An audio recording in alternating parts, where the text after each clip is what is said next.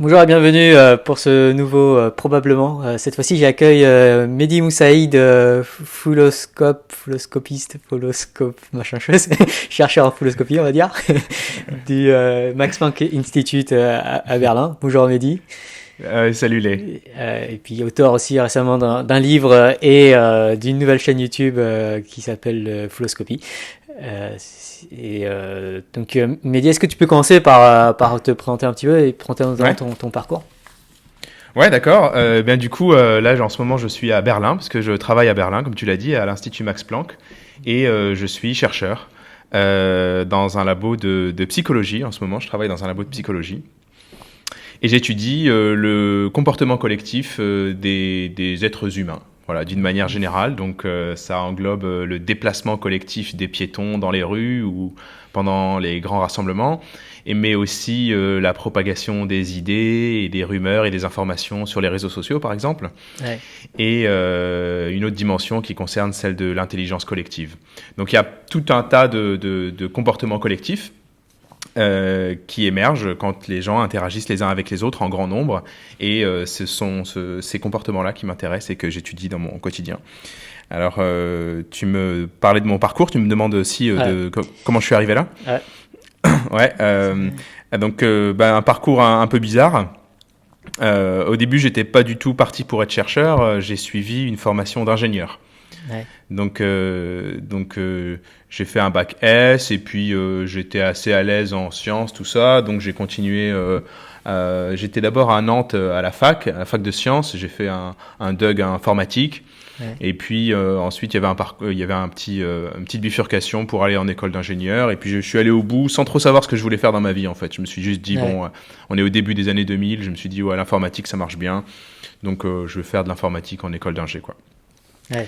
Et une fois que j'étais diplômé, j'ai commencé à prendre un peu de recul, puis je me suis dit en fait non, ça me plaît pas trop d'être ingénieur quoi.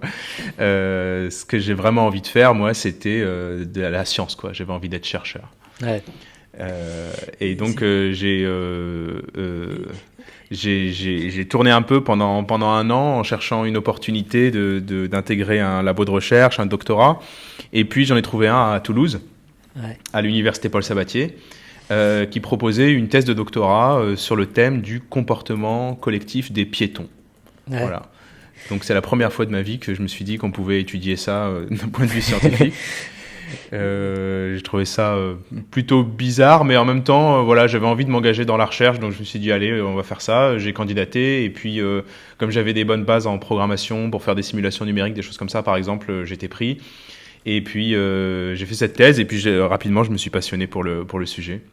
Ouais. Donc là j'étais dans un labo de biologie. J'étais avec des biologistes qui étudiaient comportement collectif aussi, mais dans les groupes d'animaux sociaux. Ouais. Il y avait des gens qui étudiaient les bancs de poissons, les colonies de fourmis, les nuées d'oiseaux, des choses comme ça. Et j'étais le seul qui étudiait les humains. Mais en fait tous ces systèmes appartiennent à la même famille, donc c'est cohérent tout ça. La famille des systèmes complexes auto-organisés, voilà, pour te dire le terme technique. Ouais. Et ensuite, après mon doctorat qui s'est fini en 2010, je suis allé dans un labo de physique à Zurich en Suisse. Ouais.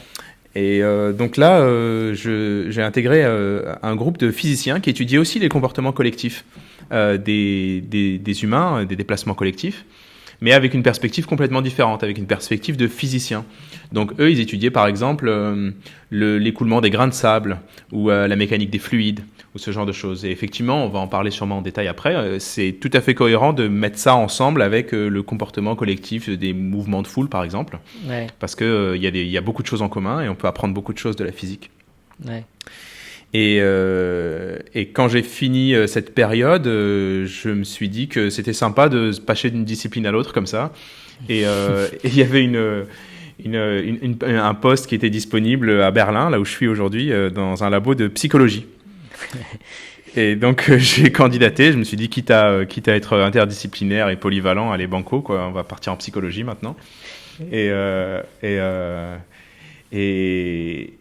donc j'ai été pris et à nouveau je suis encore un peu le seul à faire ce que je fais. Là maintenant je suis entouré de gens qui étudient le comportement humain d'une manière générale et un peu les interactions sociales entre les gens. mais jamais à l'échelle collective. Et moi, je suis le spécialiste de l'échelle collective. Donc, quand j'ai des collègues qui étudient un aspect psychologique de notre personne, des interactions sociales, et puis soudain, ils se rendent compte que ça s'applique pas juste à une ou deux personnes, mais qu'on peut avoir un groupe ou un grand groupe ou une foule, ils viennent me voir, et puis là, on va essayer de globaliser un petit peu ces comportements individuels à l'échelle de la foule, quoi. Et donc, je fais ça depuis... je suis à Berlin maintenant depuis 7 ans, et puis voilà où je suis. Ok, c'est chouette. Et du coup, la prochaine étape, c'est quoi? C'est l'astrophysique?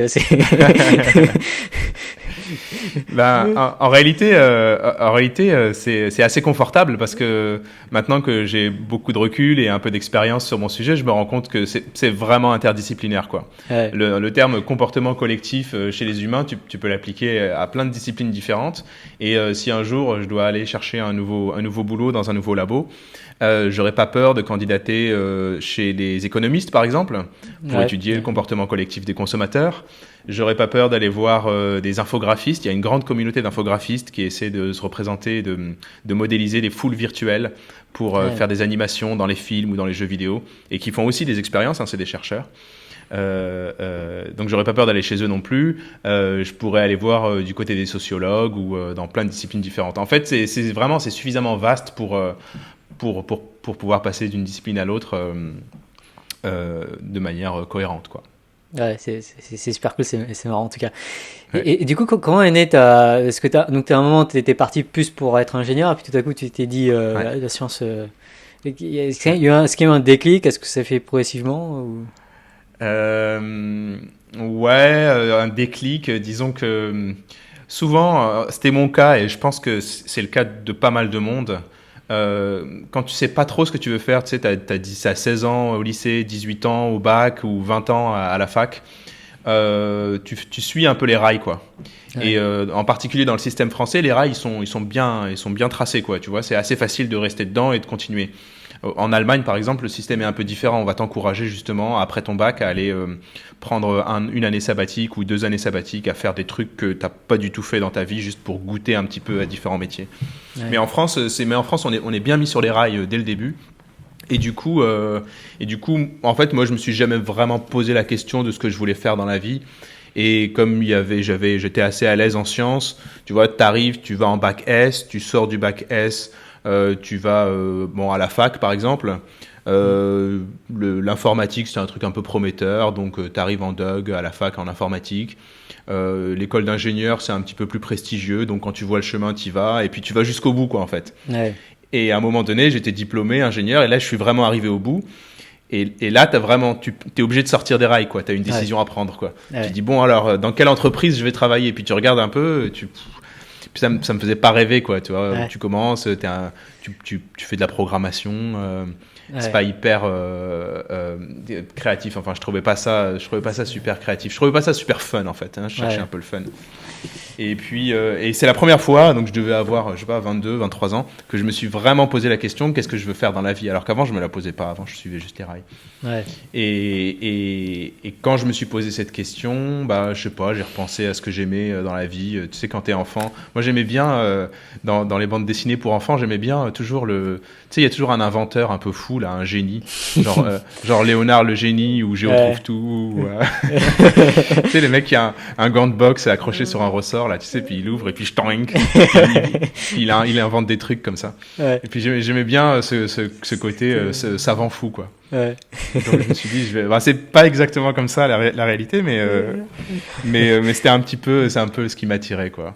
T'as pas caché des gants de boxe chez toi, une petite surprise pour les invités? Non, j'ai pas fait d'invention complètement absurde non plus, mais c'était un petit peu ce qui m'attirait au début, du coup, c'est pour ça que je suis allé voir la science. Et la découverte de la foule, elle est de l'étude du comportement des foules, c'est arrivé après. C'était d'abord une passion pour les sciences.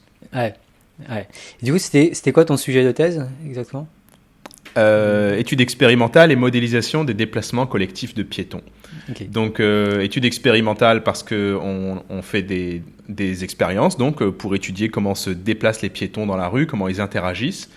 Et modélisation parce qu'il y a aussi une grosse part de modélisation, donc on va essayer de décrire ces comportements, et puis on va les décrire avec des outils mathématiques ou sur ordinateur, et puis on va implémenter ce modèle dans une simulation, donc avec un programme de simulation.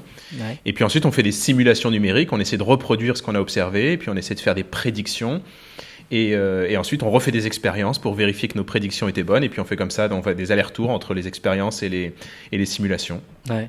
Et du coup, tu filmais des piétons Du coup, la partie expérimentale, elle avait deux aspects. Ça pouvait être vraiment des expériences en laboratoire, ou bien ça pouvait être des observations en milieu naturel.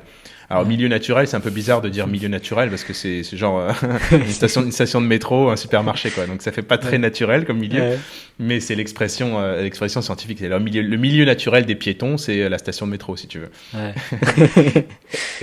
et donc, les observations en milieu naturel, elles sont faciles à faire quand tu prends une caméra et un trépied, et puis tu vas chercher un endroit intéressant dans la ville, si possible un endroit où il y a beaucoup de monde.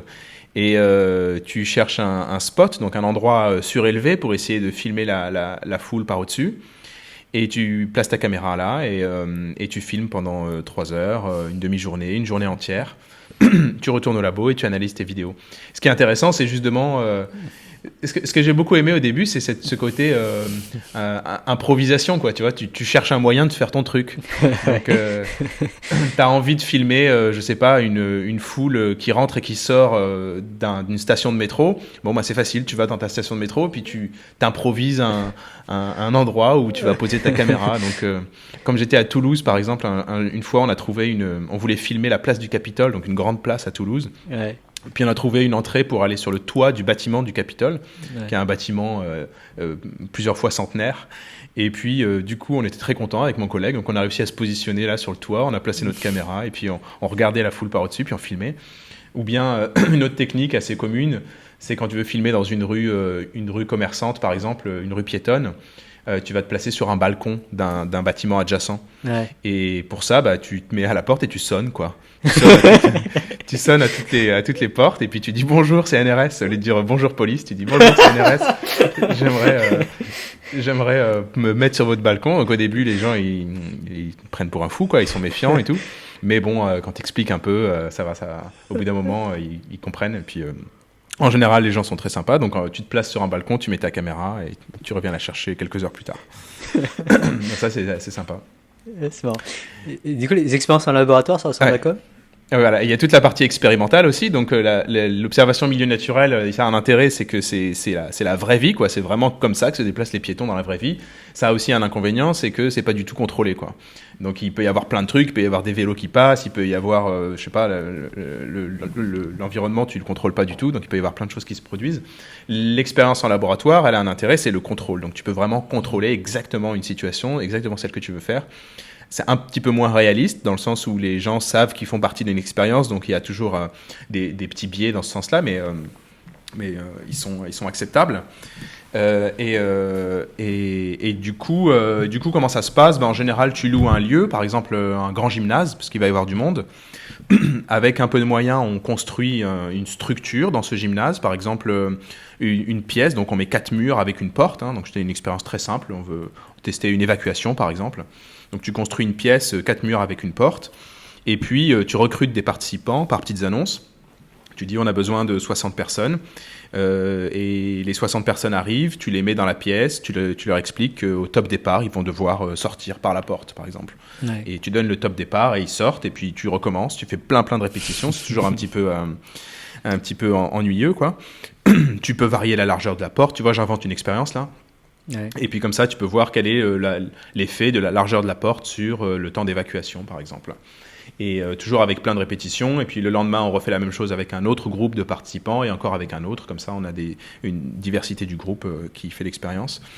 Et c'est toujours compliqué d'organiser une expérience avec des foules, quoi, parce qu'il y a toujours beaucoup de monde. Et, du coup, vous aviez combien de personnes environ ? Ben, c'est en général quand on veut une foule, on essaie d'en avoir une 50aine en même temps. Ah ouais.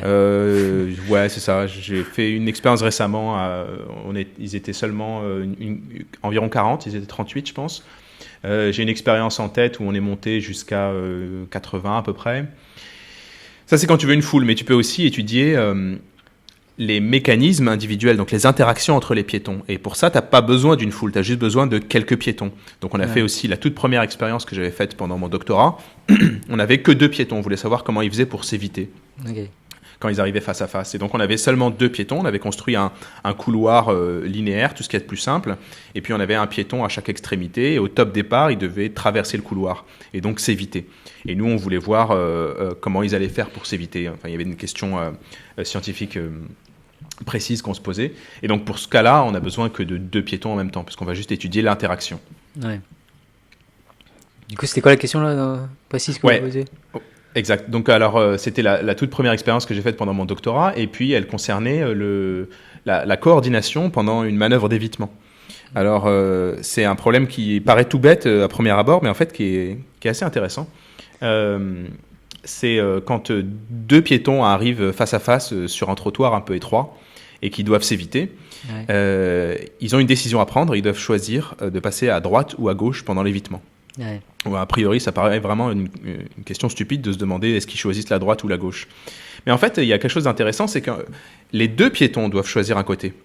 Et ils doivent choisir le même côté. Donc s'ils passent tous les 2 à droite, ils vont réussir à s'éviter. Et s'ils passent tous les 2 à gauche, ils vont réussir à s'éviter. Ou plutôt, s'ils choisissent tous les 2 la droite, c'est vite. S'ils choisissent tous les 2 la gauche, ils s'évitent. Mais s'ils choisissent un côté différent, ils vont se rentrer dedans. Autrement dit, ils doivent se coordonner. Et ils doivent se coordonner sans communiquer, parce qu'on ne se parle pas, et puis ils doivent prendre la décision en quelques secondes, et ils ne se connaissent pas. Donc, a priori, ils pourraient choisir qu'au hasard. On choisit droite ou gauche au hasard. Mais si on choisit au hasard, on a une chance sur 2 de se rentrer dedans. Or, les piétons, ils ne se rentrent pas dedans une fois sur 2. Donc, il y a un mécanisme de coordination entre 2 piétons qui était inconnu. Et on s'est dit, quel est ce mécanisme-là ? Est-ce qu'il y a, je sais pas, un petit coup d'œil, un petit mouvement d'épaule, un petit pas d'un côté, un petit pas de l'autre, et on voulait savoir qu'est-ce que c'était, quoi. Donc, on a recruté nos participants et on a fait notre expérience. Et on a observé plein de binômes de participants qui s'évitaient encore et encore. Et on a compris qu'en fait, il n'y avait aucune communication explicite entre les piétons. En fait, c'est quelque chose d'autre. Que les participants qu'on avait choisissaient le côté droit, donc là, de passer à droite, sans même se regarder. Dès le premier pas, on voyait qu'ils avaient choisi le côté droit. Comme s'il y avait une sorte de règle implicite qui était partagée par tous les piétons, qui disait, en cas d'évitement dans un endroit un peu étroit, choisissez la droite, parce qu'il y a de fortes chances pour que l'autre choisisse aussi la droite. Et du coup, on va réussir à se coordonner comme ça. Ça s'appelle une convention sociale ou une norme. C'est ce genre de règle implicite qui est partagée, puis ça va permettre aux piétons de se coordonner pendant un évitement. Et les économistes parlent de points de Schelling. Alors, je me demande si c'est la même chose. Je pourrais pas te le dire. On va vérifier, ok. Et ce qui est intéressant, c'est que le côté d'évitement, donc cette norme qui est partagée par les... C'est sûrement le point de Schelling parce que ça fait référence... Excuse-moi, je suis en train de réfléchir en même temps. C'est sûrement le point de Schelling parce que Schelling, j'imagine que ça fait référence à Thomas Schelling, qui est un grand économiste qui était qui était un des précurseurs en termes de déplacement collectif, de comportement collectif plutôt. Donc tout ça me paraît très cohérent. L'expression point de Schelling, par contre, je la connais pas. C'est Thomas Schelling. C'est ça. Et ce qui est intéressant, c'est que d'un pays à l'autre, le côté d'évitement, cette norme sociale va varier. Donc il y a certains pays où tous les piétons sont d'accord pour s'éviter à droite, et puis il y en a d'autres où tous les piétons sont d'accord pour s'éviter à gauche. Ce qui est marrant, c'est qu'on dit ils sont d'accord, comme s'il y avait eu une règle, une loi qui était tombée. Alors qu'en fait, non, c'est vraiment un comportement qui apparaît spontanément à l'échelle d'une population. C'est quelque chose qu'on arrive à expliquer assez facilement par un mécanisme qui est l'apprentissage social.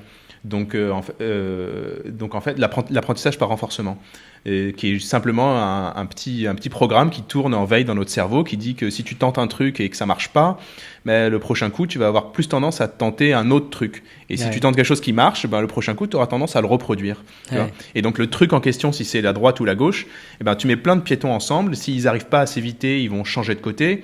Et puis la prochaine rencontre, ils vont peut-être réussir, et puis ils vont garder le même côté. Et puis quand tu répètes ces petits apprentissages à l'échelle d'une population, tu vas te rendre compte qu'il y a quelque chose qui émerge. C'est une préférence commune.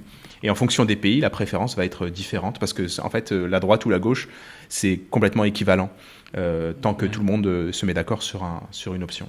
Il y a une vidéo de Julia qui parle des points de Schelling, où elle prend l'exemple lorsque tu veux rencontrer quelqu'un, en fait, tu proposes un café. Et du coup, tu te demandes, mais pourquoi un café? C'est juste une convention sociale pour se rencontrer, quoi. Mais c'est pas Absolument. le café en tant que tel qui a une valeur énorme, quoi. Ce genre de convention, il y en a plein partout. Hein, le fait de se faire la bise, ou déjà le fait de se faire la bise, ça change d'un pays à l'autre. Et puis le fait de se faire un certain nombre de bises, ça va changer d'une région à l'autre. Et peut-être même le fait de commencer sa bise à droite ou à gauche, ça peut même varier d'une région à une autre. Donc il y a plein de choses comme ça que notre cerveau enregistre sans qu'on s'en rende compte, et puis qui va forger comme ça des comportements collectifs à l'échelle d'une population. Et puis du coup, c'est marrant. C'est parfois bizarre du coup les bises parce que parfois on n'a pas la même convention que l'autre personne. Et c'est ça. C'est exactement comme si tu allais voyager. C'est un Français qui part en vacances en Australie, par exemple. Il va avoir beaucoup de mal à éviter les piétons au début, quoi. Ouais. Mais le cerveau étant un organe super puissant, l'adaptation va être assez rapide. Ouais. Donc si vous voyagez en Australie, il va falloir quelques jours ou peut-être quelques semaines avant de commencer à éviter les autres piétons par la gauche. Parce qu'en Australie, on s'évite à gauche. Ouais. Peut-être que parfois on est tellement habitué à nos conventions qu'on ne se rend même plus compte que c'est des conventions et que du coup ça reste intéressant du coup de se rendre compte que c'est de leur rôle social aussi. Et juste pour terminer sur ce projet, parce que ce qui est intéressant, c'est que là on parle vraiment de l'individu, on parle du piéton qui évite un autre piéton, donc on est à l'échelle de l'individu. Mais moi toujours je veux monter à l'échelle de la foule. Et la question c'est, ok, si les gens s'évitent par la droite préférentiellement en France, quel impact ça va avoir à l'échelle d'une foule tout entière? Parce que c'est vraiment l'objet foule qui va m'intéresser, pas l'objet piéton. Ouais. Le piéton, il sert juste à comprendre la foule. Et on a fait des observations au milieu naturel, cette fois-ci, où tu vas avoir pas deux piétons qui s'évitent en marchant face à face, mais deux flux de piétons qui se déplacent en sens opposé, comme dans une rue commerçante. En particulier, on est allé faire nos observations à Bordeaux, dans une rue commerçante qui s'appelle la rue Sainte-Catherine, qui est un énorme axe piéton, avec des piétons, des gens qui se déplacent dans les deux sens. Et là, en fait, ce qu'on se rend compte, c'est que y a un comportement collectif qui émerge, qu'on appelle une autoroute de piétons. Une autoroute de piétons, c'est quand tu vas avoir tous les gens qui se déplacent dans un sens qui occupe une moitié de la rue, en l'occurrence la moitié droite, et tous les gens qui se déplacent en sens opposé qui occupent l'autre moitié, comme si la foule avait décidé de partager l'espace disponible entre les deux flux. Ouais. Et ça, c'est juste une conséquence du fait que les gens s'évitent par la droite. Ouais. Parce que tu évites première personne à droite, et puis celui qui est devant toi, après, tu vas encore l'éviter à droite, et encore à droite, puis petit à petit, tu vas te retrouver un peu plus à droite de la rue, et si tout le monde se retrouve un peu plus à droite de la rue, ça crée cette autoroute de piétons. Ce qui est génial, c'est que quand l'autoroute de piétons est en place, l'efficacité du trafic piétonnier s'améliore parce que ça va beaucoup plus vite, comme sur une autoroute de voiture. Donc c'est une forme d'intelligence collective. La première fois dans mes recherches que je me suis posé cette question d'intelligence collective, je me suis dit mais tiens, c'est marrant, la foule fait un truc qui est bien, quoi, qui est efficace, qui est intelligent. Est-ce que ça pourrait aller plus loin? Et puis aujourd'hui, 10 ans plus tard, je suis en plein dans cette thématique. Ouais. Je me suis fait la réflexion l'autre fois où quand j'étais dans le métro et que il y avait ce phénomène de foule, d'autoroute de la foule, mais j'étais à contresens, j'étais du mauvais côté et c'est vrai que t'avances plus quand t'es du mauvais côté. Alors il y a un truc intéressant sur ce sujet, à ce sujet, c'est que non seulement t'avances plus, mais en plus ce qui va se passer, c'est que tu vas perturber l'organisation, parce que tu vas avoir tendance à scinder le flux qui arrive en face. Tu vas avoir tendance à le scinder en deux et tu vas créer une petite perturbation qui va faire que l'ensemble de l'autoroute, ça va se propager comme ça de personne en personne et toute l'organisation va s'effondrer pendant un certain temps. Ouais. Du coup, la conséquence, c'est que tout le monde va commencer à marcher moins vite parce qu'ils vont être moins bien organisés. Donc en fait, le fait que tu ailles en sens opposé, en fait, ça va avoir un impact sur tout le monde. Ouais. Toi, peut-être que tu vas réussir à aller un petit peu plus vite, mais tous les autres, eux, ils vont réduire l'efficacité de leur déplacement. Donc, il y a une forme on est tous liés les uns aux autres, en fait. Et si tout le monde occupe bien sa place, on va tous pouvoir aller vite. Mais s'il y en a un qui veut faire quelque chose un peu solo, au contraire, ça va perturber le bénéfice de tous les autres. Ouais. Et donc, tu as aussi fait des simulations pendant ta thèse. Ça consiste en quoi, les simulations ? Du coup, si on continue sur ce projet-là, par exemple, tu vas simuler le déplacement d'un individu. Donc, c'est juste à l'écran, ça va être juste un point qui avance, par exemple. Et puis, tu vas lui rajouter une composante évitement. Donc, tu vas dire, OK, s'il arrive en face d'un autre individu, il va se décaler un petit peu vers la droite, par exemple. Ouais. tu peux dire quelle va être la proportion de droite-gauche. Nous, en l'occurrence, on la connaît puisqu'on l'a mesurée, c'est de 85%. Donc les gens s'évitent 85% du temps à droite quand ils arrivent dans un évitement. Et une fois que tu as fait cette petite modélisation, donc que tu as décrit comment se comporte un individu, eh ben, tu en envoies plein. Tu dis à l'ordinateur, maintenant tu vas m'en envoyer 10 par seconde de chaque côté dans une rue.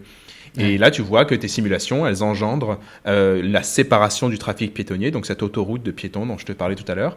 Et puis à côté, tu mesures l'efficacité. Tu dis, OK, à quelle vitesse se déplacent mes piétons quand l'autoroute est en place.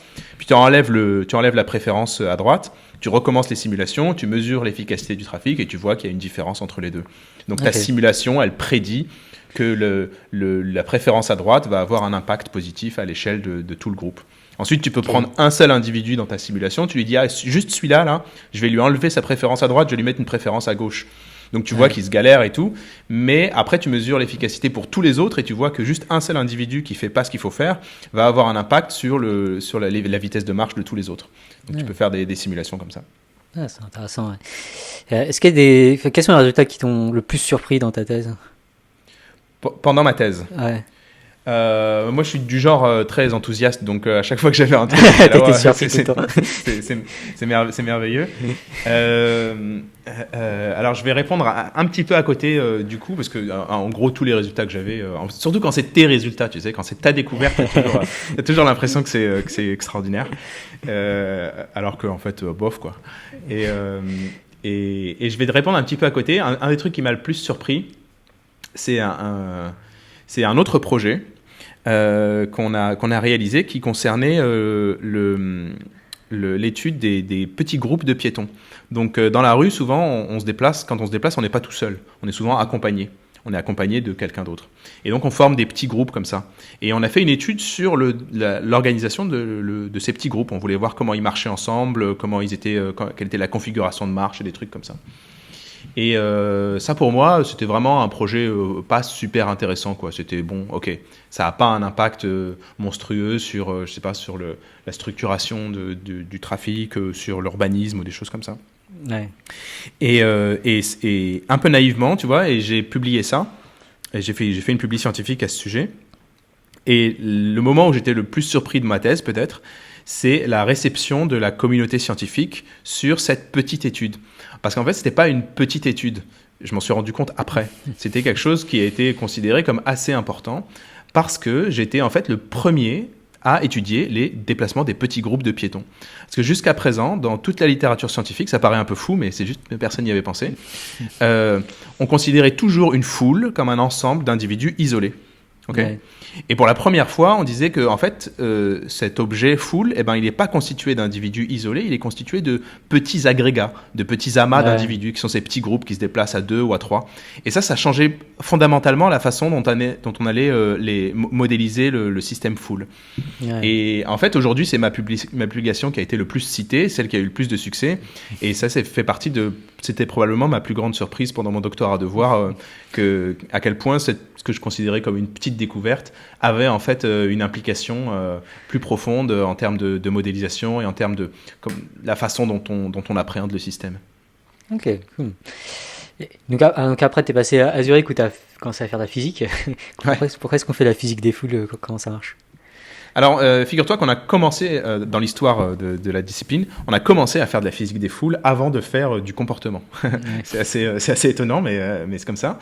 Donc, grosso modo, ça commence dans les années 50, que les chercheurs commencent à s'intéresser au déplacement des foules, parce que les villes deviennent de plus en plus remplies, de plus en plus bondées, et puis il y a des ingénieurs et des urbanistes qui se disent « Oh, il va falloir qu'on mesure un petit peu tout ça, qu'on quantifie un peu ça de plus précisément parce que ça a un impact sur la façon dont on va construire nos villes. » Ouais. Alors ils commencent à faire des petites mesures à droite à gauche. Ils découvrent par exemple quelque chose qui nous paraît aujourd'hui très intuitif mais qui a été découvert vraiment dans les années 50, c'est le fait que plus il y a de monde, moins on va se déplacer vite. Et en fait il existe une relation entre la densité, le nombre de personnes par mètre carré, et la vitesse de déplacement. Ouais. qui est propre, qui est très systématique, qui s'appelle le diagramme fondamental. Et donc, on voit bien que plus on augmente la densité d'individus, plus la vitesse de déplacement moyenne des individus va diminuer. Et puis, cette courbe, elle a une forme très précise et on la connaît très bien. Et ça a été mesuré, ça, dans les années 50 pour la première fois. Donc, il y a plein de mesures qui sont faites comme ça et c'est des mesures très très empirique, c'est-à-dire on n'a pas vraiment de cadre théorique. Et à un moment donné, quand tu as plein de mesures, il te faut un cadre théorique. Il faut quelqu'un qui mette une théorie autour et qui dise « Ok, ça marche comme ça », et puis comme ça, tu vas pouvoir positionner tes mesures et mieux les comprendre. Et la première fois qu'un cadre théorique a été proposé, c'est un physicien qui l'a fait, un Australien qui s'appelle Leroy Anderson, et c'était dans les années 70. Et lui, il a dit moi, je pense que une foule dans une rue, ça se déplace comme un liquide dans un tuyau. Et puis, du coup, on va utiliser tous les outils qu'on a de la mécanique des fluides pour décrire notre foule. Ouais. Et on va voir si ça marche. Et ça marchait pas mal, en fait. Et donc, il pouvait, par exemple, jouer sur la viscosité du liquide pour transformer sa vitesse d'écoulement. Et puis ça va représenter un petit peu la vitesse de déplacement des piétons, des choses comme ça. Et donc là, pour la première fois, on a un cadre théorique qui est de la mécanique des fluides. Donc c'est la première fois que quelque chose... Et donc c'est de la pure physique. Cependant, ça marche pas super bien parce que ça marche bien, mais seulement à partir d'une certaine densité d'individus. Tu vois, c'est genre quand il y a vraiment, vraiment beaucoup de monde. Tu peux faire l'analogie avec les liquides.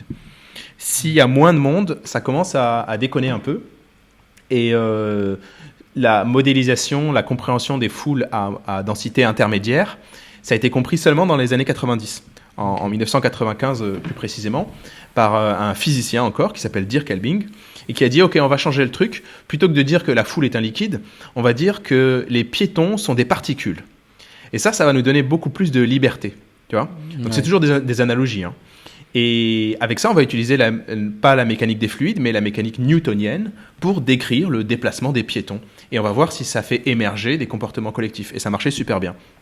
Et donc ce modèle de piéton-particule, qui est sorti en 95, c'est aujourd'hui celui qui est le plus utilisé de loin dans toute la littérature scientifique, qui est utilisé dans les logiciels de simulation commerciaux et tout ça. Ouais. Et c'est pour ça que, et en fait, l'aspect comportemental dans la foule, finalement, il est arrivé beaucoup plus tard. Hein, il est arrivé plus au début des années 2000. Et aujourd'hui encore, si tu prends toutes les disciplines qui étudient le déplacement des foules, tu vas voir qu'en majorité, ce sont des physiciens. Et donc moi, à ce moment-là, je suis allé voir Dirk Elbing, donc la personne qui avait créé ce modèle des piétons-particules. Et c'est dans son laboratoire que j'ai continué ma progression. Les piétons particules, c'est vraiment chaque piéton suit les lois de Newton. Du coup, il se cogne et puis s'il cogne, il peut revenir en arrière, quelque chose comme ça. Voilà, exactement. Okay. Donc en gros, tu prends ton piéton et puis c'est un point à l'écran, tu vois, parce que c'est très conceptuel. Et tu dis, ok, on dit qu'il se déplace comme une particule. On va lui donner des forces. Il a des forces de répulsion. Donc, par exemple, quand il s'approche d'une autre particule ou d'un autre piéton, il y a une force qui va le pousser dans la direction opposée. Et on va lui-même, pour une petite différence avec la mécanique newtonienne, c'est qu'on va leur mettre des forces internes. Donc, il y a chaque particule, chaque individu a une force interne qui va le pousser dans une certaine direction. Et en fait, c'est la direction dans laquelle tu veux aller, quoi. Donc, si tu veux aller à la boulangerie, toi, dans le modèle, tu vas être une particule avec une force, donc une petite flèche là, qui te pousse vers la boulangerie. Et si tu croises quelqu'un, il va y avoir une autre force qui se rajoute par-dessus qui va te pousser en direction opposée de ce quelqu'un. Et donc, tu combines ces différentes forces et puis ça va te donner une trajectoire qui va vers la boulangerie tout en évitant l'autre personne. Okay. Et comme ça, tu peux rajouter des couches de force comme ça, en veux-tu, en voilà, quoi. Tu peux dire, ok, si les piétons qui se déplacent en groupe, là, les copains qui marchent ensemble, on va leur mettre une force d'attraction. On va dire qu'ils sont attirés les uns avec les autres. Ouais. Et bref, tu peux cumuler plein de forces comme ça, et donc tu les cumules les unes sur les autres, tu les rajoutes, et puis ça te produit un déplacement. Tu mets plein de particules ensemble, et ça te fait un mouvement collectif, un mouvement de foule, et qui ressemble beaucoup à ce qui est observé dans la vraie vie. Ouais. Alors j'imagine que ça va être essentiellement impossible à résoudre analytiquement. Du coup, c'est essentiellement des simulations qui sont faites. Ouais. Après.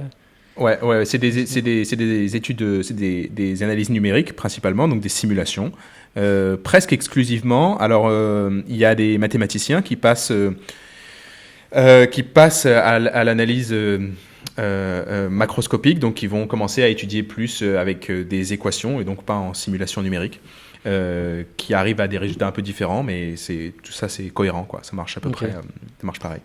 Parce que j'imagine avec la mécanique des fluides, on peut avoir des équations, quoi. Enfin avec l'analogie avec les fluides, on peut avoir des équations. Mais là, avec les trucs particules, là, ça paraît plus compliqué. Exactement. Alors en fait, ce sont deux approches que tu peux avoir sur un comportement collectif.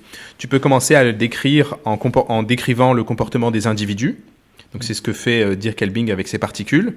Et ensuite, tu mets plein d'individus ensemble et ça te fait une foule. Mais tu peux aussi commencer à décrire directement en décrivant la foule. C'est ce que faisait Anderson avec sa mécanique des fluides. Donc là, tu vas pas chercher à comprendre où sont les individus et ce qu'ils font, tu vas chercher directement à décrire les mouvements de la foule. De manière, ça s'appelle une différence entre le microscopique et le macroscopique. Ouais. Et donc, toi, tu avais travaillé sur quoi exactement quand tu étais à Zurich ? Quand j'étais à Zurich, c'était le moment où j'étudiais ces petits groupes de piétons dont je te parlais tout à l'heure. Ouais.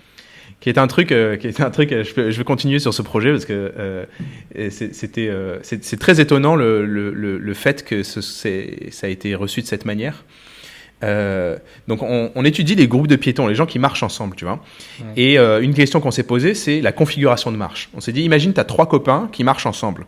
Ouais. Comment ils vont se positionner les uns par rapport aux autres pendant leur déplacement. Ouais. Et tu prends toutes les simulations numériques qui existaient, donc des modèles qui sont inspirés de la physique. Tu fais la simulation, donc en leur ajoutant des petites forces pour les coller les uns aux autres, des forces d'attraction. Et tu vas voir que quand ils se déplacent, ils vont former une forme de V avec la pointe vers l'avant.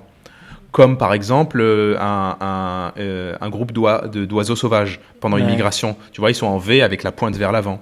Ouais. Ou bien comme, je sais pas, un petit groupe de cyclistes sur le Tour de France. Ils vont se mettre toujours avec la pointe vers l'avant. Ou bien l'avant d'un véhicule, tu vois. C'est toujours pointu, quoi. Parce que c'est la meilleure façon d'avancer comme ça en brisant le flux d'air ou le flux opposé, quoi. Donc le modèle qui vient de la physique, il dit, les piétons, ils vont aussi marcher pointe vers l'avant parce que c'est la meilleure façon de faire. Ouais. Et on fait nos observations dans la rue et qu'est-ce qu'on voit ? Que les piétons, ils se mettent en V, pointe vers l'arrière. C'est-à-dire que tu as en gros celui qui est au milieu qui recule un peu et ceux qui sont sur les côtés qui se mettent un peu devant. Et donc ça forme un petit V mais avec la pointe vers l'arrière. Donc exactement l'opposé de ce que prédit la théorie, quoi. Ouais. Et on s'est dit, tiens, c'est bizarre, machin.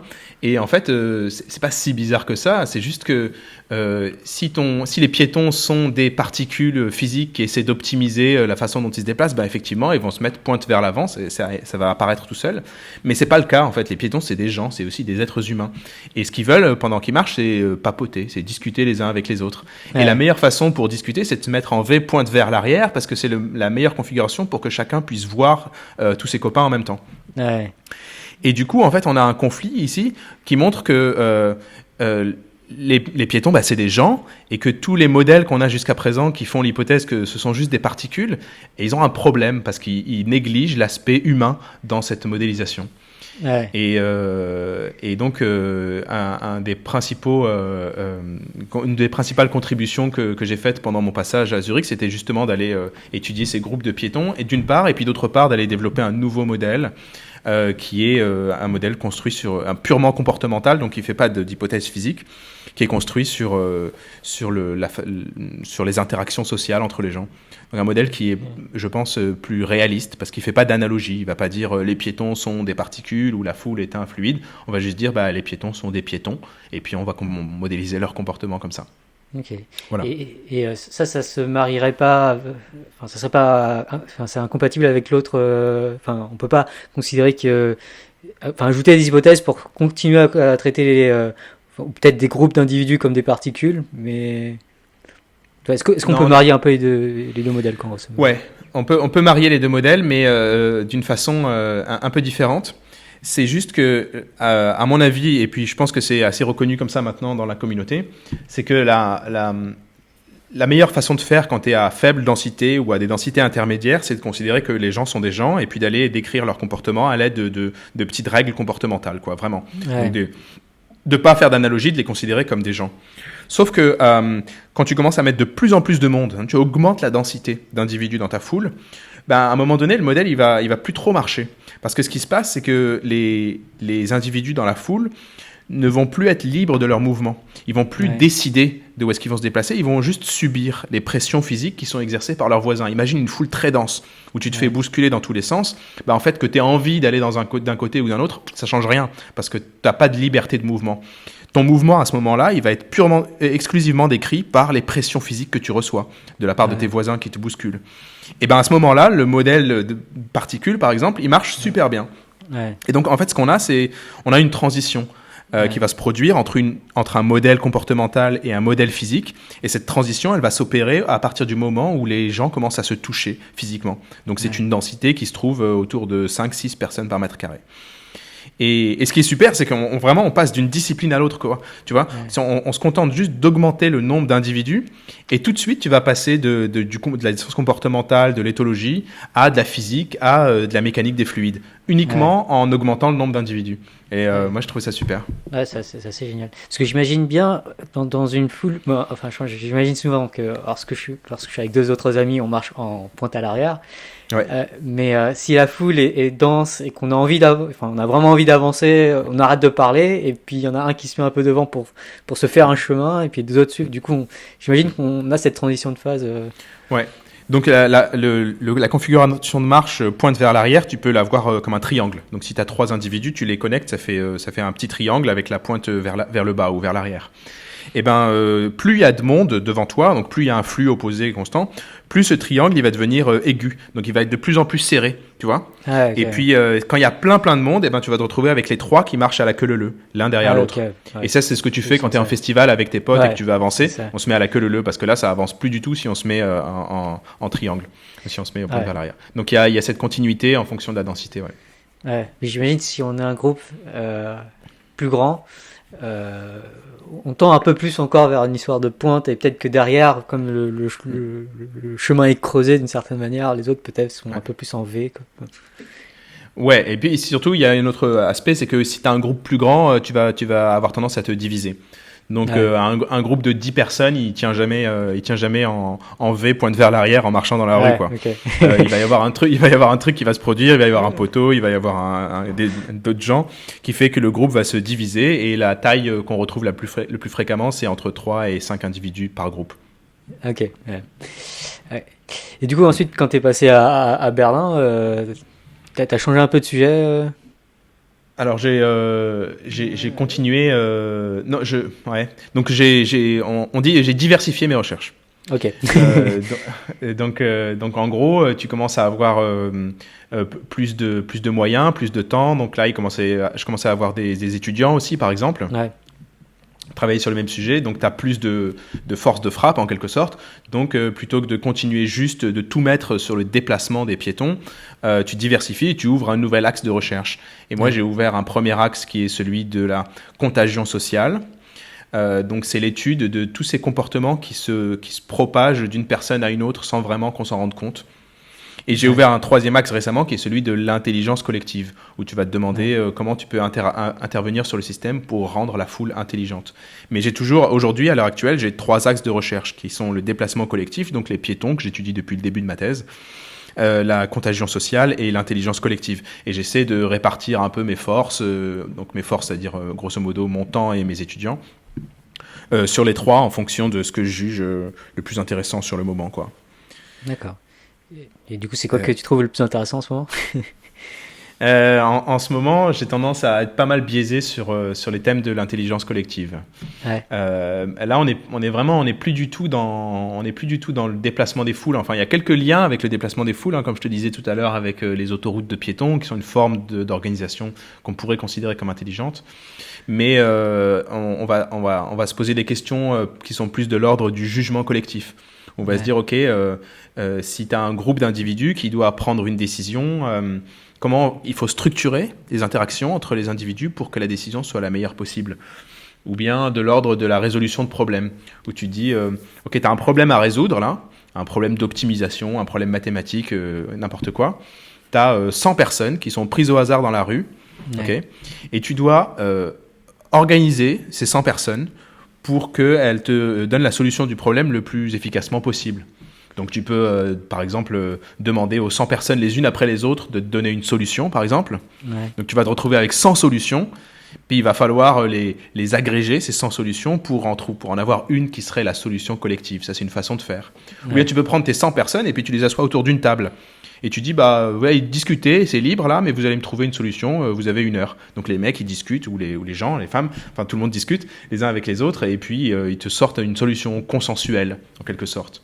Ouais. Ou bien tu peux aussi avoir une autre organisation où tu dis aux gens, vous allez passer les uns après les autres, Et puis chacun essaie d'améliorer la solution qu'a proposé le précédent. Tu vois, c'est créer une sorte de chaîne, tu vois, où chacun passe derrière l'autre et puis chacun essaie de rajouter un petit détail, de corriger un petit truc, qui est un peu le modèle qui est utilisé sur Wikipédia par exemple, où tu as une succession de petites améliorations en quelque sorte. Ça, c'est une autre façon de structurer la foule, qui s'appelle la stigmergie. Et en gros, la question c'est, ok, tu as un problème, tu as plein de gens, comment tu vas les structurer pour que ça marche le mieux? Et puis la réponse n'est pas simple. En fonction du problème, en fonction des gens, en fonction de plein de choses, il faut prendre plutôt une solution ou plutôt une autre. Je peux élaborer si tu veux. Vas-y.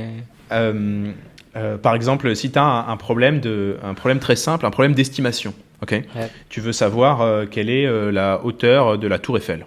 Tu sais pas, c'est ton problème. Tu veux savoir quelle est la hauteur de la Tour Eiffel. Et puis, tu as 100 personnes qui ont été prises au hasard, là, dans la rue, tu vois. Et puis, ils arrivent et tu te dis, OK, comment je vais faire maintenant avec mes 100 personnes pour trouver la hauteur de la Tour Eiffel? Là, clairement, la meilleure façon de faire, c'est de les isoler, tes 100 personnes, tu les isoles, donc ils ne se parlent pas, et tu leur demandes chacun à leur tour de te donner la hauteur de la Tour Eiffel. Tu vas te retrouver avec 100 estimations différentes. Il y en a certaines qui sont complètement pourries. Tu vas avoir des gens qui vont te dire 5000 mètres, d'autres qui vont te dire 30 mètres. Tu vas avoir une distribution d'estimations. Et en fait, si tu prends la médiane, donc une sorte de valeur moyenne de toutes les estimations, tu vas retrouver une valeur qui va être très proche de 360-380 mètres, qui est la bonne réponse. La bonne réponse, elle est par là. En fait, pour une tâche d'estimation, la médiane d'un grand nombre d'individus, d'un grand nombre de jugements indépendants, est souvent proche de la bonne réponse. Et ça, c'est des statistiques. C'est un effet statistique tout simple. C'est juste que, en gros, vu qu'on a tous une culture commune, la probabilité pour que tu tombes sur un mec qui surestime la hauteur de la Tour Eiffel d'un certain écart est exactement la même que celle que tu tombes sur un mec qui va la sous-estimer du même écart. Donc, si tu as plein de gens, tu vas te retrouver avec autant de personnes d'un côté que de l'autre, et donc tu prends la moyenne ou la médiane pour éviter les valeurs extrêmes, et tu vas tomber sur une valeur qui est très proche de la bonne réponse. Donc, en fait, pour les tâches d'estimation, toutes simples, il faut garder l'indépendance et agréger les solutions a posteriori en utilisant la moyenne ou la médiane. Il y a plein de façons d'agréger, dans cette méthode-là, il y a plein de façons d'agréger les solutions. Par exemple, il y a un problème d'optimisation très connu qui est le problème du... Comment ça s'appelle en français? Du voyageur de commerce, je pense. Oui, c'est ça. Ouais, c'est ça.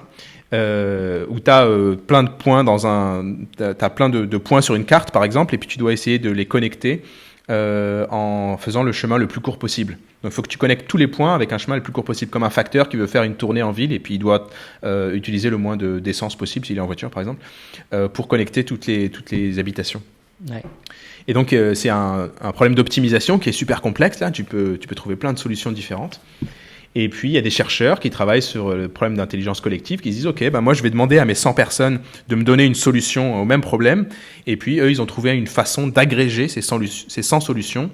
Donc les 100 graphes, là, en regardant quels sont les nœuds qui sont connectés les plus souvent les uns aux autres, et puis en gardant en gros ce que décide un peu la majorité des 100 personnes, ça donne une solution collective, et cette solution collective, elle a des propriétés qui sont très intéressantes, elle est souvent bonne, et puis elle est pas, elle est pas dépendante du nombre de nœuds, alors qu'un programme informatique, par exemple, lui, il va avoir un problème quand c'est un très gros graphe.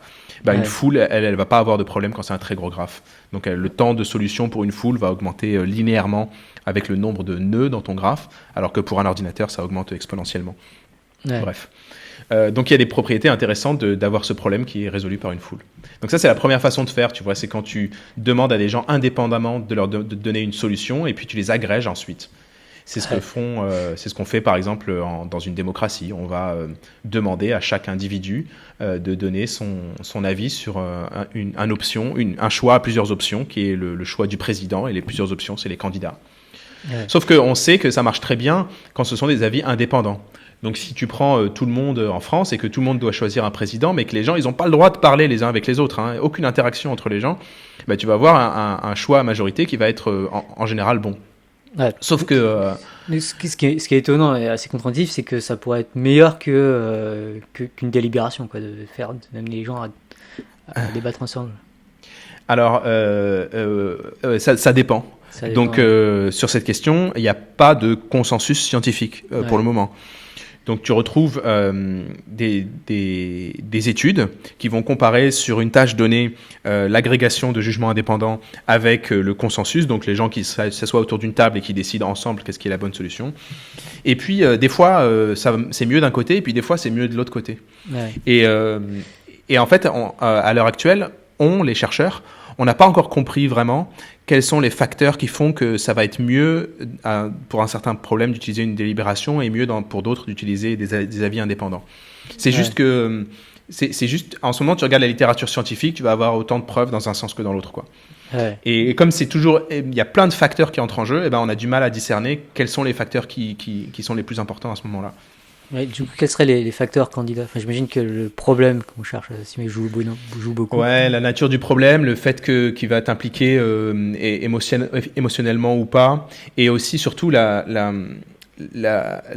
propriétés des gens qui sont en train de discuter.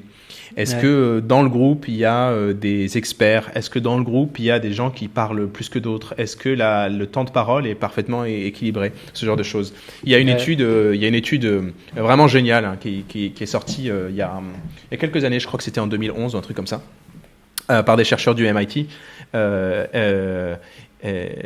Et qui ont étudié qu'est-ce qui rend un groupe d'individus qui essaient de résoudre un problème efficace ou pas efficace. Et donc ils sont allés regarder plein de critères. Donc en gros ils avaient des participants, c'est une expérience, ils ont des participants et ils font passer à ces participants plein de tests individuellement, juste des tests psychométriques. Donc on veut juste voir quel est leur QI, quelle est leur sensibilité émotionnelle, quelle est leur sensibilité sociale, plein de choses quoi. Donc là tu as des participants, ils sont décrits par tous ces tests. Et puis ensuite, on fait des petits groupes ou des groupes moyens et on demande à ce groupe de résoudre des problèmes. Donc résoudre un problème d'optimisation, de résoudre un problème de délibération, de faire des trucs comme ça. Et on regarde quels sont les groupes qui ont eu les meilleures performances. Et parmi ceux et ensuite on compare ceux qui ont eu les meilleures performances de ceux qui ont eu les moins bonnes performances et on regarde quels sont les critères individuels qui font qu'un groupe va mieux marcher qu'un autre. Et en fait, par exemple, étonnamment, le QI des individus du groupe, le QI des membres du groupe, n'a aucun impact.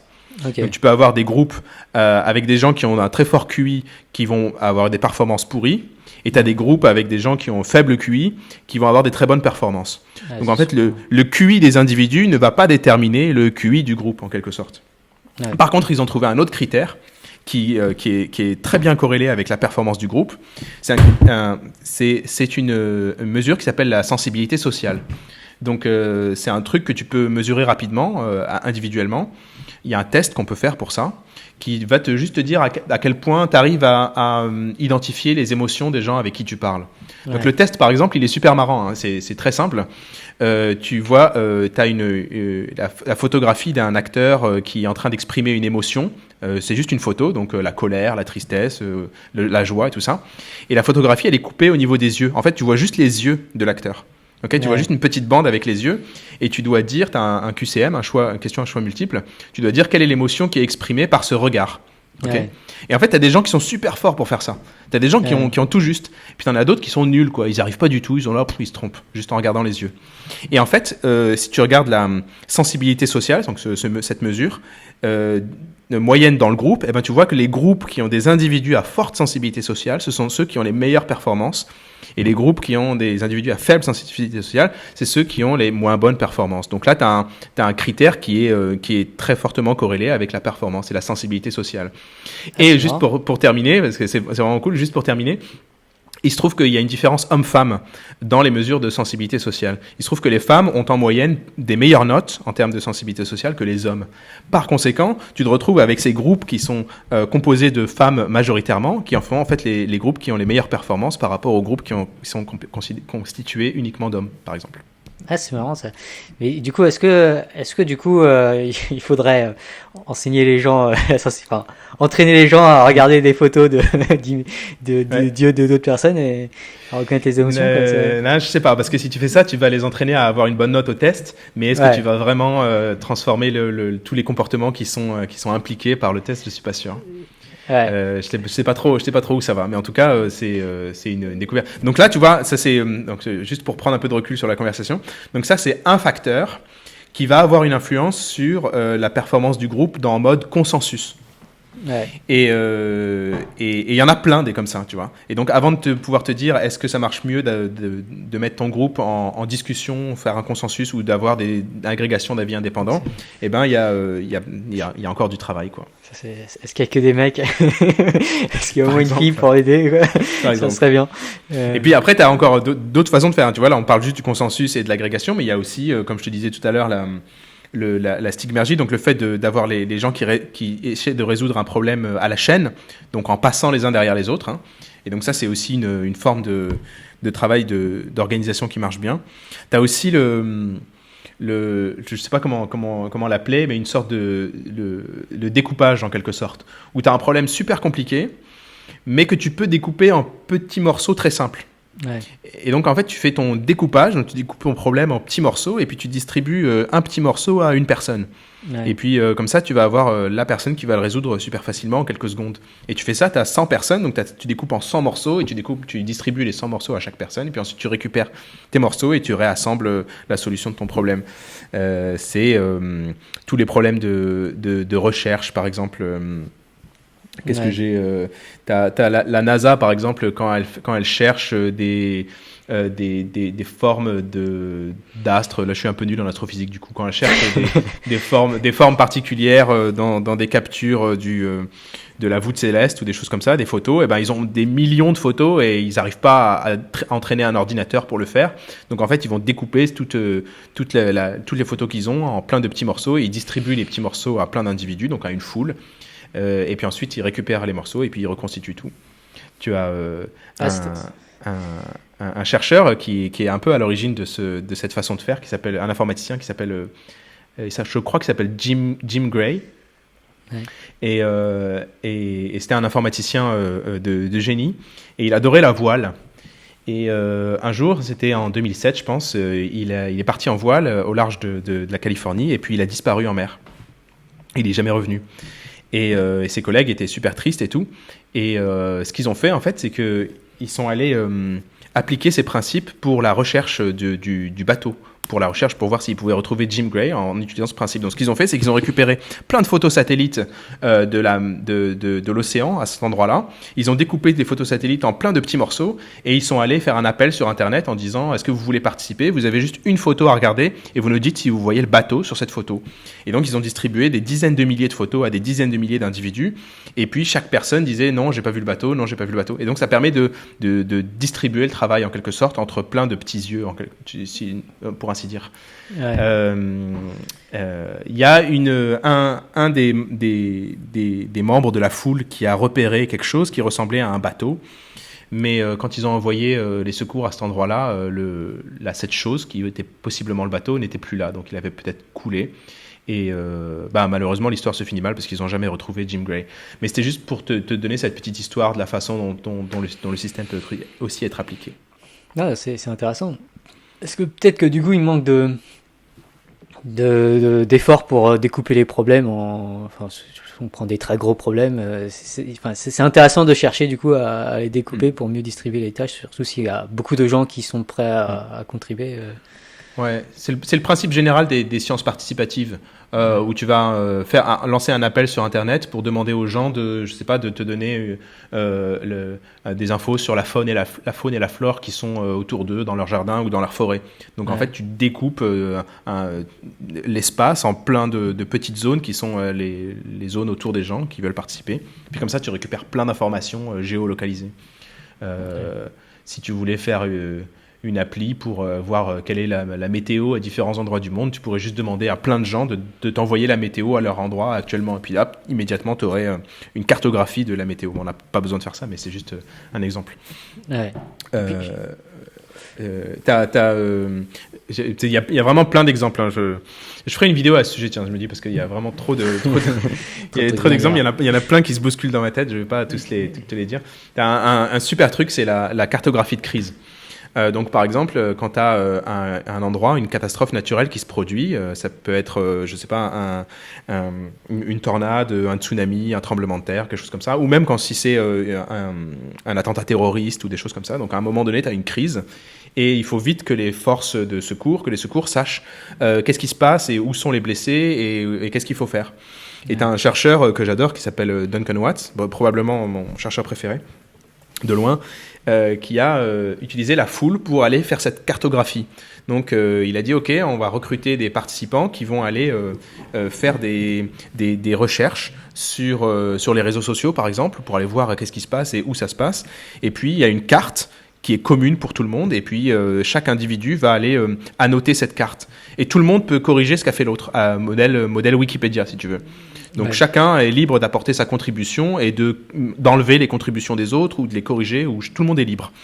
Et au fur et à mesure, tu as une carte comme ça qui va émerger avec plein de petites annotations.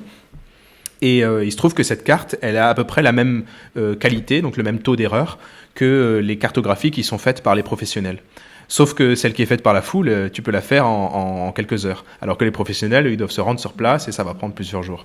Donc tu peux te servir de la foule comme ça, modèle Wikipédia, pour faire des cartographies de crise, sans même envoyer les gens sur place, juste en demandant aux gens de faire leurs propres recherches sur les réseaux sociaux. Donc juste de voir, en regardant ce qui se passe autour d'eux, à quel endroit il y aurait un problème ou pas. Donc tu as des gens qui témoignent, ici il y a des blessés, hop, tu mets un petit point blessé à l'endroit où le tweet, si c'est sur Twitter, est géolocalisé par exemple.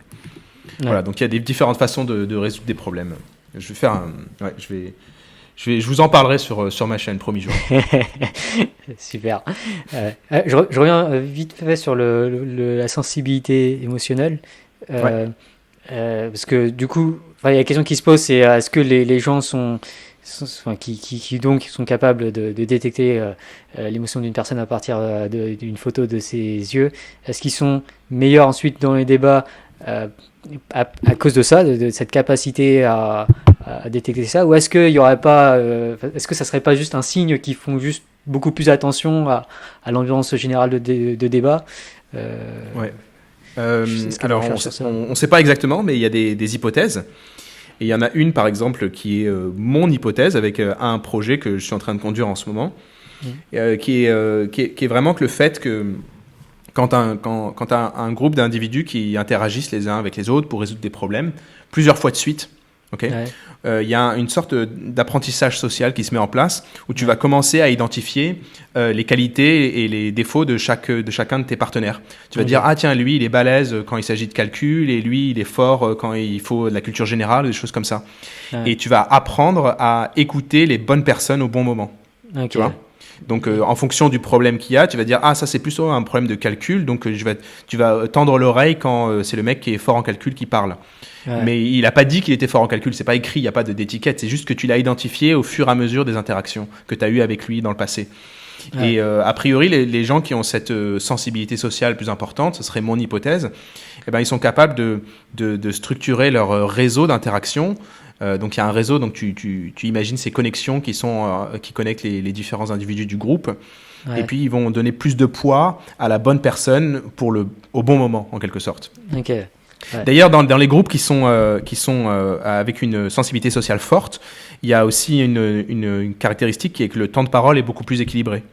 Où tu vas avoir des individus, tu n'as pas une personne qui parle plus qu'une autre. D'ailleurs il y a aussi je suis pas sûr, je vais le dire quand même, mais je suis pas sûr, il faut que je vérifie, c'est peut-être pas certain. Il y a aussi des mesures de confiance qui sont prises, donc où tu dis à chaque individu à quel point tu es confiant de la réponse que tu donnes, et que les niveaux de confiance ils sont plus bas et plus mesurés, plus modérés dans les groupes à forte sensibilité sociale, alors que dans les autres ils sont plus extrêmes. Donc en gros, pour faire une caricature, dans le groupe qui marche pas, tu vas avoir des gens où les temps de parole sont pas équilibrés, donc tu vas avoir un gars qui parle tout le temps par exemple et un autre qui est timide, qui l'ouvre pas.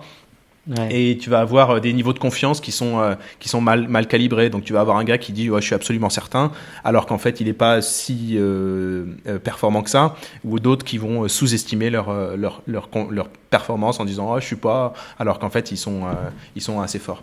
Bref, donc c'est juste une histoire de bien équilibrer le flux d'informations et la pertinence des informations pendant la discussion. Je trouve ça absolument fascinant. Comme tu disais, peut-être, je sais pas, c'est un sujet qui me fascine, comment mieux débattre ensemble, quoi. Et du coup, s'il y a des trouvailles que je connais pas sur le sujet, ça m'intéresse énormément. Ouais. C'est juste que à l'échelle de l'individu, on sait pas. Donc là, vraiment, la découverte qui a été faite, elle est à l'échelle du groupe. La seule chose pour laquelle on est sûr, c'est qu'il y a une mesure qui s'appelle sensibilité sociale et qui est corrélée avec l'efficacité du groupe. Tout le reste, ce sont des interprétations qui nécessitent encore d'être vérifiées.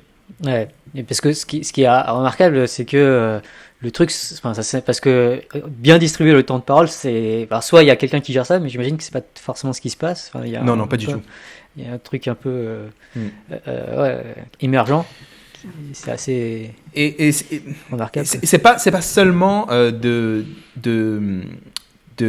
répartir le temps de parole de manière démocratique en quelque sorte. C'est aussi de réussir à le calibrer sur la qualité de la personne qui parle. Donc si tu as identifié un mec qui est vraiment bon, c'est de lui donner un peu plus de poids pour ce problème en particulier, mais de lui en donner peut-être un peu moins au problème d'après parce qu'il sera moins fort dans cette compétence-là. Il y a un biais connu, il y a une super publique qui était sortie, qui est une sorte le biais de la démocratie en quelque sorte, où ils ont fait une expérience, là je me rappelle plus des noms, des individus, des chercheurs. Ils ont fait une expérience où ils prennent des groupes et délibérément ils vont mettre dans le groupe un mec qui est très fort dans le problème qui est posé, tu vois, mais ils le disent à personne. Ils ne le disent pas aux membres du groupe. Donc en fait, tu as un groupe qui est formé avec un gars qui est très fort et puis les autres qui sont moyens, quoi. Et en fait, il se trouve que la tendance du groupe à chaque fois quand ils doivent prendre une décision, c'est de faire un vote à majorité. D'aller être démocratique, tu vois. Et il se trouve que dans ce cas-là, la majorité, c'est pas ça qu'il faut faire parce que en fait, t'as un expert dans le groupe, donc il faut juste l'écouter et les autres, ils parlent pas parce que c'est lui qui va te donner la bonne réponse. Et en fait, t'as un biais, c'est que les gens ont souvent tendance à s'appuyer sur la majorité le plus souvent possible, alors que c'est pas toujours ce qu'il y a de mieux à faire. Bref, c'est complexe. Et puis, du coup, il y a vraiment la question de comment identifier celui qui a le plus d'expertise au sein du groupe. Et celui qui a le plus d'expertise au sein du groupe n'est pas celui qui exprime la plus forte confiance. Parce que la corrélation entre la confiance exprimée et l'expertise, elle est inexistante. Inexistante ? Oui, à peu près, ouais. On n'arrive pas du tout à calibrer ça. Sauf, j'imagine, s'il y a pas mal de sensibilité sociale dans le groupe et du coup... on arrive voilà, mais d'une manière générale, dans les études qui sont faites, des fois, tu as des corrélations.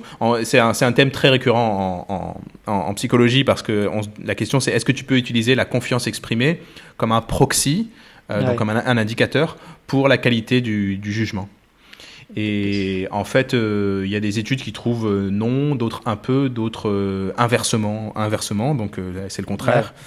Ça dépend aussi de comment tu mesures la confiance. Donc, en général, elle est exprimée sur, disons, une échelle de 1 à 6. Exprime ta confiance dans ce problème. Donc, les gens n'ont pas les mêmes références. Donc, il y en a qui vont dire 5 quand ils sont moyens confiants, et puis d'autres qui vont dire 2 quand ils sont super confiants. Enfin bref, la confiance exprimée, c'est un peu problématique dans ce sens-là. Parce qu'après, j'imagine, ça correspond pas mal à la confiance interpersonnelle entre différents individus, quoi.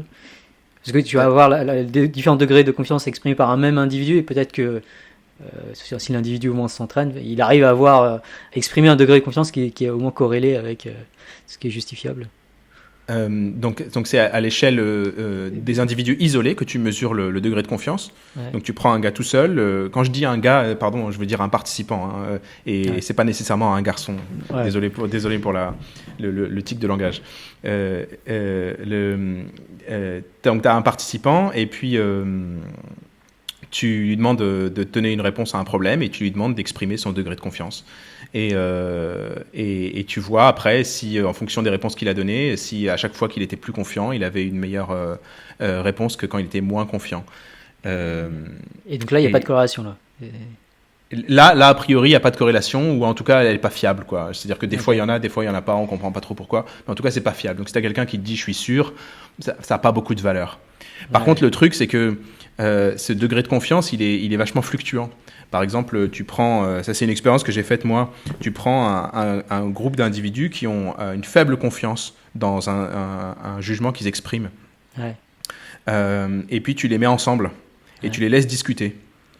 Et il se trouve que s'ils ont exprimé tous un jugement similaire, ils vont ressortir de la discussion avec le même jugement, mais à un degré de confiance super élevé. Donc on faisait des tests d'estimation, genre quelle est la hauteur de la tour Eiffel, tu vois. Et tu prends tous les gens qui ont dit 500 mètres, alors c'est une réponse complètement fausse. Tu prends tous les gens qui ont dit 500 mètres et tu les mets ensemble et tu crées une discussion. Et donc ils commencent à discuter sur la hauteur de la tour Eiffel. Ils disent moi je pense 500 mètres. Moi aussi, ouais, c'est super. Et donc ils sortent de la discussion, ils sont 500 mètres et ils sont absolument certains. Là, c'est impossible de les déloger.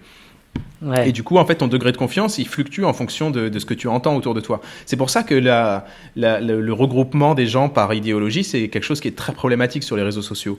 Parce que tu te retrouves avec des individus qui ont un jugement qui est, disons, faux, mais qui sont entourés d'autres gens qui ont le même jugement faux. Parce qu'ils se sont délibérément connectés avec des gens qui leur ressemblent, quoi, qui se ressemblent, ça semble. Et du coup, ils vont être dans une sorte de bulle où ils vont tous être entourés de gens qui ont les mêmes avis. Et donc, ils vont se dire, forcément, regardez autour de nous, tout le monde pense la même chose. Donc, c'est forcément que c'est le gouvernement qui a tort, c'est un complot ou ce genre de choses, tu vois. Mais en fait, c'est juste parce que tu te retrouves avec un regroupement d'individus qui ont les mêmes jugements. Et ça a un effet secondaire qui est d'augmenter le degré de confiance. Ouais. Donc tu prends tous les gens qui sont contre la vaccination, et en général sur les réseaux sociaux ils sont connectés et du coup ils s'échangent plein d'informations, ils sont tous d'accord et puis ils vont être sûrs d'eux et ils vont dire mais pourquoi est-ce que le gouvernement vaccine toujours les gens, parce que regardez autour de nous tout le monde est d'accord. Parce qu'a priori c'est pas irrationnel, si on tire quelqu'un au hasard dans la population et il se trouve que je suis d'accord avec lui sur le fait que la tour Eiffel fait 500 mètres, ça augmente au moins un peu ma confiance en fait que la tour Eiffel fait 500 mètres. Mais là, le problème des réseaux sociaux, c'est que c'est pas une personne tirée au hasard dans la population. Exactement. Et dans notre expérience, on avait délibérément mis les gens qui pensaient pareil ensemble. Si tu prends des gens au hasard dans la population, ça va être nickel, parce que tu vas vraiment avoir un effet sagesse collective, où tu vas prendre des gens qui ont différentes estimations, différents jugements, et puis en principe, autour de la moyenne de tous ces jugements, tu vas avoir la bonne réponse. Donc si tu t'ajustes en fonction de ce que disent les autres, tu auras la bonne réponse aussi. Ouais. Après, j'imagine aussi qu'il y a des problèmes où il y a des biais cognitifs qui font que les estimations de la personne médiane dans la population dévient significativement, de façon peut-être même anticipable, de la bonne réponse. En général, la médiane de toutes les estimations va être proche de la bonne réponse. En supposant que les jugements sont indépendants et qu'il n'y a pas eu d'interaction.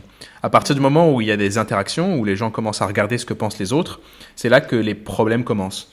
Et il y a beaucoup d'études qui montrent que justement, quand tu laisses les gens discuter avec leurs amis, par exemple, donc s'ils sont structurés par groupe communautaire en quelque sorte, donc ça va créer une polarisation des jugements. Donc les gens vont être de plus en plus extrêmes dans leur jugement, qu'ils soient bons ou faux. Et si tu communiques aux gens un indicateur de ce que pensent les autres, pareil, ça va déformer cette sagesse collective. Donc typiquement, par exemple, pendant une élection présidentielle, tu mets un sondage où tu dis à tout le monde ce que pensent les autres. Ça va complètement te perturber l'effet de la sagesse collective. Parce que les gens vont commencer à réviser leur jugement indépendant en fonction de ce qu'ils ont vu dans le sondage. Ils vont se dire par exemple, tiens, lui, je trouvais qu'il était nul, mais il est super populaire, donc je vais aller le suivre. Donc ça, tu vois, là, tu suis la popularité. Ou bien encore, tu vas avoir des votes qui sont stratégiques, où tu vas dire, lui, j'allais pas voter pour lui, mais ça me fait de la peine qu'il soit aussi bas, donc je vais aller pour lui. Ou bien, tiens, je vais me mettre contre cette personne, donc je vais voter pour lui, etc. Donc tu vas avoir des jugements qui sont stratégiques en fonction de ce que pensent les autres, et ça perturbe complètement l'effet de la sagesse collective, qui fait l'hypothèse que les jugements sont indépendants. Mais je pense à d'autres, des biais cognitifs comme, par exemple, tu as les expériences de Kahneman sur...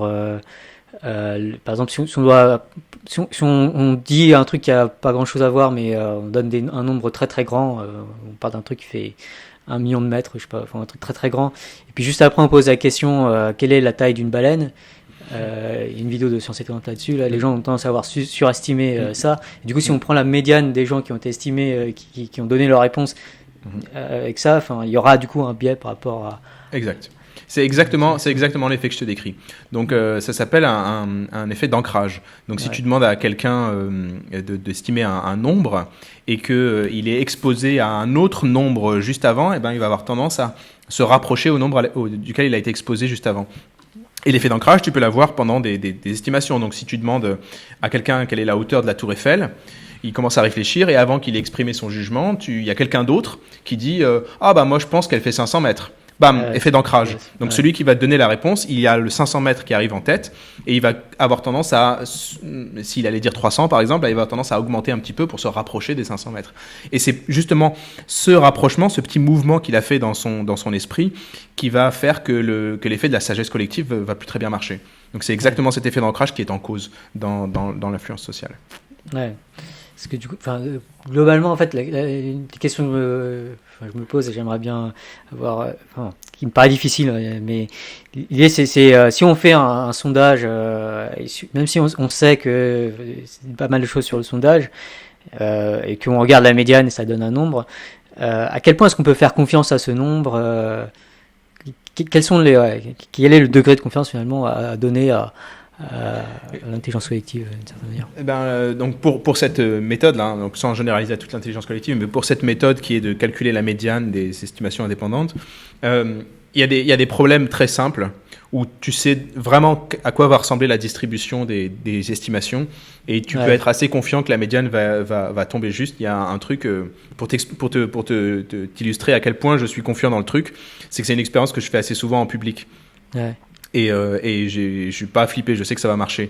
Donc j'arrive quand je fais des petites conférences grand public ou des choses comme ça, j'arrive et puis je prends un bocal, un gros bocal et je le remplis de petites pâtes. Ouais. Et je demande au public secrètement d'estimer le nombre de pâtes qu'il y a dans le bocal.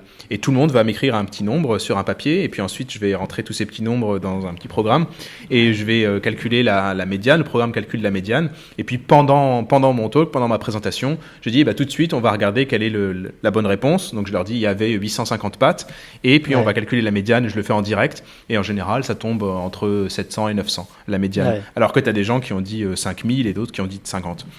Donc, juste pour te dire à quel point je suis confiant dans le truc, c'est que j'arrive à le faire en public sans avoir trop peur. Ouais. Parce que je sais que c'est indépendant, parce que je sais que les jugements sont indépendants, je sais que les problèmes est facile, je sais qu'il n'y a pas de biais émotionnel dans l'estimation du nombre de pattes, tu vois, il n'y a personne qui a un intérêt caché à dire plus ou moins. Donc là, je sais que toutes les conditions sont réunies pour que ça marche bien. Et après, comme je te disais, il y a plein de facteurs qui se rajoutent par-dessus ça, qui vont avoir tendance à faire que ça marche parfois bien, parfois moins bien. Ok, super. Et tu, du coup, dans ta recherche, tu t'es aussi intéressé à ce qui se passe sur Internet, dans les réseaux sociaux. Tu peux parler un petit peu de cette recherche? Ouais, d'accord. Donc là, on va, c'est dans l'autre axe de recherche que j'ai, qui est celui de la contagion sociale, la contagion comportementale. Ouais. Donc on a bien fait les trois axes. Au début, on parlait du déplacement des piétons. Là, après, on a parlé d'intelligence collective. Maintenant, on peut parler un petit peu de contagion sociale. La contagion sociale, c'est vraiment juste le fait que d'étudier les choses qui vont circuler d'un individu à l'autre. Et quand on dit les choses, ça concerne souvent les informations. Donc tu vas regarder comment une information particulière va se propager d'une personne à une autre.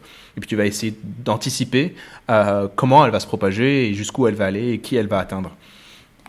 Et ça marche pour les informations, on va le rentrer un peu plus en détail, mais ça marche aussi pour plein d'autres formes de comportement. La contagion sociale, c'est quelque chose qui nous entoure de partout. Souvent, on fait des choses sans même s'en rendre compte par contagion sociale. Même quand on se déplace dans la rue, souvent quand tu arrives à la gare, tu sors du train, il y a des gens qui se déplacent dans une certaine direction. Avant même que tu aies eu le temps de réfléchir, ton cerveau il va te dire d'aller dans cette direction. Donc tu vas avoir tendance à suivre le flux. Et puis une fois que tu as commencé à suivre le flux, après tu vas chercher les indications. Mais le premier geste, c'est de suivre le flux. Ça, c'est de la contagion sociale. En gros, tu as été contaminé par les piétons qui marchaient dans une certaine direction. Tu as de la contagion sociale sur toute forme de comportement. Si bien que tu peux avoir, par exemple, des habitudes alimentaires qui sont contagieuses, où tu vas avoir tendance à t'alimenter à t'alimenter de la même façon que les gens autour de toi. Et ça explique en particulier une super découverte qui a été faite du fait que l'obésité et l'indice de masse corporelle, c'est un facteur, c'est un trait comportemental, un trait physique qui est contagieux. Donc il y a une étude qui a été faite, une étude très connue d'ailleurs, c'est faite dans la ville de Framingham. Donc c'est une étude longitudinale qui a duré 70 ans et qui continue encore sur une cohorte de 5000 personnes. Et puis ils sont allés mesurer le réseau social, donc qui connaît qui, par exemple, dans le réseau. Donc ils connaissent tous les liens sociaux qui unissent tous les participants à grande échelle. Et ils ont plein de mesures sur les participants, dont par exemple l'indice de masse corporelle.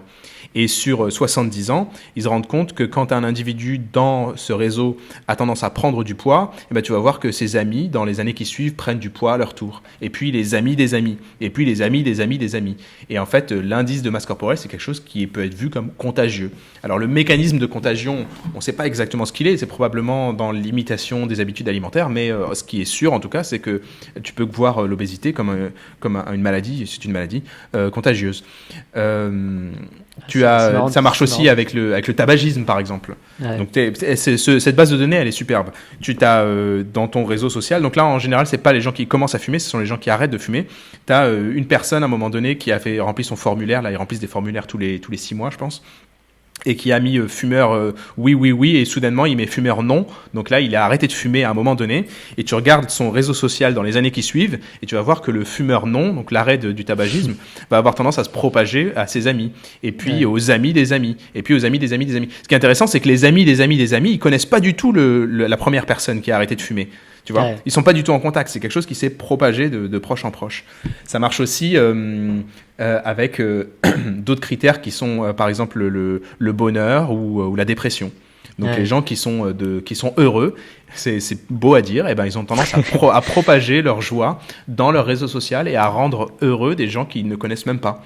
Donc si je suis excessivement heureux, je vais rendre heureux mon collègue de travail, qui va rendre heureux sa femme, qui va rendre heureux son petit neveu. Donc le neveu de la femme de mon collègue de travail, j'arrive à le rendre heureux. Mais je pourrais de la même façon le rendre obèse. Ouais. Donc tu vois qu'il y a qu'on est vraiment façonné par le réseau social qui nous entoure. J'ai parlé de bonheur, de dépression, de tabagisme, l'alcoolisme aussi, les activités sportives sont aussi contagieuses. Donc si tu es entouré de plein de gens qui vont courir tout le temps, eh ben, tu vas avoir plus de chances de te mettre à courir à ton tour. Et si une personne, à un moment donné, se met à faire du sport, eh ben, elle va avoir tendance à entraîner quelques amis derrière elle. Donc ça, c'est le thème de la contagion sociale d'une manière générale. Donc on voit. Et la chose qui se propage le plus facilement, qui est certainement même le biais de toute cette... de tous ces effets comportementaux, c'est l'information.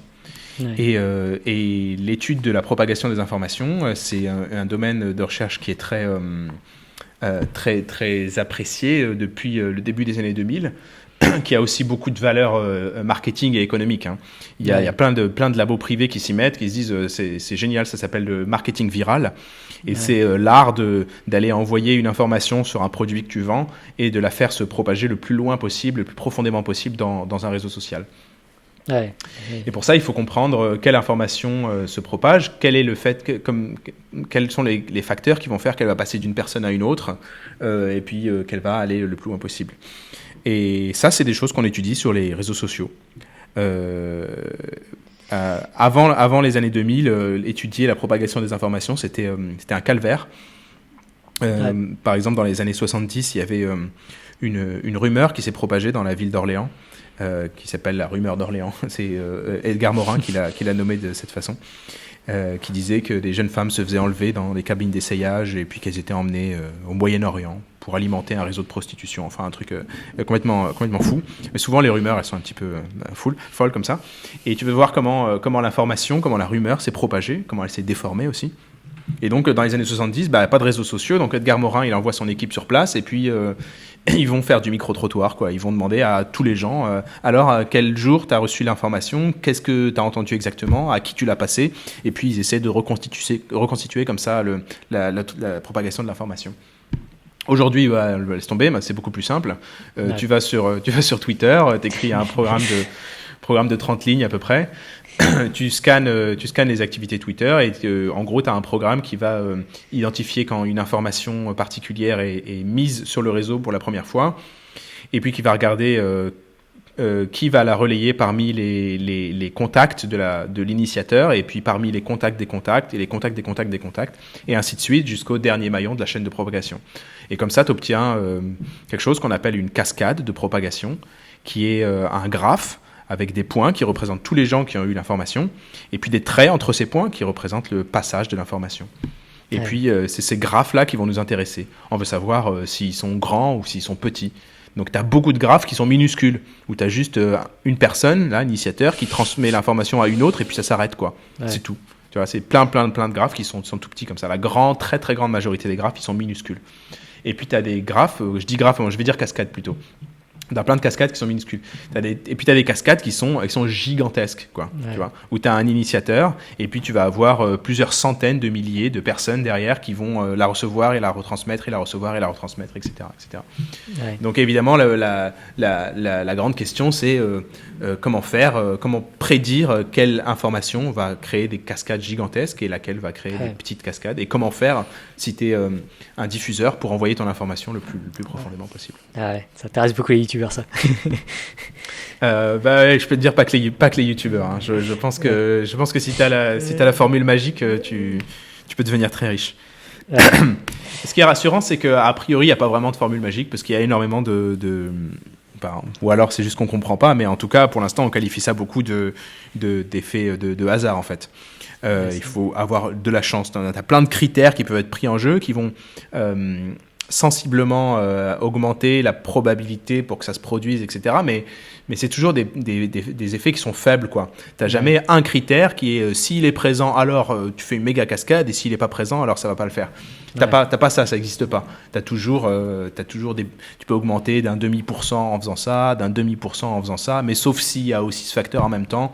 Puis en gros, ce qui en résulte, c'est que c'est principalement du hasard. Tu as, par exemple, toujours ce chercheur que j'aime beaucoup qui s'appelle Duncan Watts, qui a fait une étude sur le succès des produits commerciaux culturels en particulier, donc de la musique, sur les réseaux sociaux. Et il a réussi à faire une expérience. Donc ce qu'il a fait, c'est une expérience géniale, hein. Elle est parue dans Science, un très grand journal. Elle a plein de citations, elle est super. Où en gros, ce qu'il a, c'est il a créé une base de données de morceaux de musique qui sont inédits, hein, qui n'existent pas. Donc une centaine, je sais plus, 40 morceaux, 48 morceaux exactement, des morceaux de musique inédits qui n'existent pas. Et puis, il a recruté une foule de participants sur le web. Je crois qu'il y avait, je me souviens plus, plusieurs centaines de participants. Et puis, il leur a dit de venir écouter les morceaux et puis de se les partager et puis de les liker et des choses comme ça, tu vois. Ouais. Et après quelques temps de ce processus-là, quand tous les gens sont venus écouter, liker, partager les morceaux, tu as un morceau qui a émergé parmi les autres, comme un hit parade, quoi, où tout le monde a dit celui-là, mais il est vraiment super ce morceau, c'est trop cool, c'est vraiment dansant et tout, machin. Donc tu as un morceau qui s'est distingué des autres, un morceau de musique, qui a été choisi par la foule comme étant le meilleur. Ouais. Et là, ils ont fait un truc super, c'est que ils ont remis tous les compteurs à zéro, ils ont remercié les participants sont partis, et puis ils ont recruté un autre groupe de participants du même nombre, tu vois, encore plusieurs centaines, qui n'avaient jamais rien écouté, et ils leur ont donné les mêmes instructions à nouveau. Et donc ça recommence, donc les gens, ils écoutent, ils partagent, ils likent et tout. Et puis au bout d'un moment, il y a un morceau encore qui a émergé, hit parade, et tout le monde dit celui-là, il est super. Sauf que c'était pas le même que pendant la première expérience. C'était un nouveau morceau. Et ils ont recommencé, et puis à nouveau, tu as un morceau qui émerge, et paf, et encore c'est un morceau différent. Et en fait, la conclusion, le mot-clé de cette étude, c'est unpredictability, donc c'est l'imprédictabilité, je crois que ça existe en français, imprédictabilité, ouais.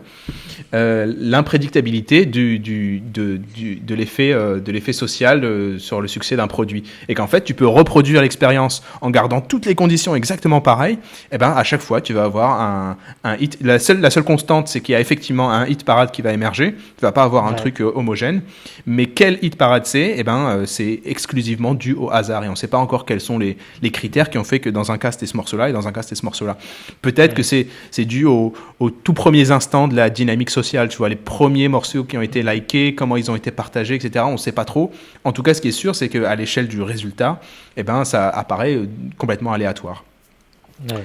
Et ces effets de réseau, et tu vois, un côté un peu viral qui croît exponentiellement. Voilà, c'est ça. C'est des trucs qui grossissent très très vite. Et voilà, c'est ça. Et il n'y a rien de systématique. C'est ça qui est la principale leçon. C'est qu'il n'y a rien de systématique dans le fait que tu aies un morceau qui émerge ou un autre. Ouais.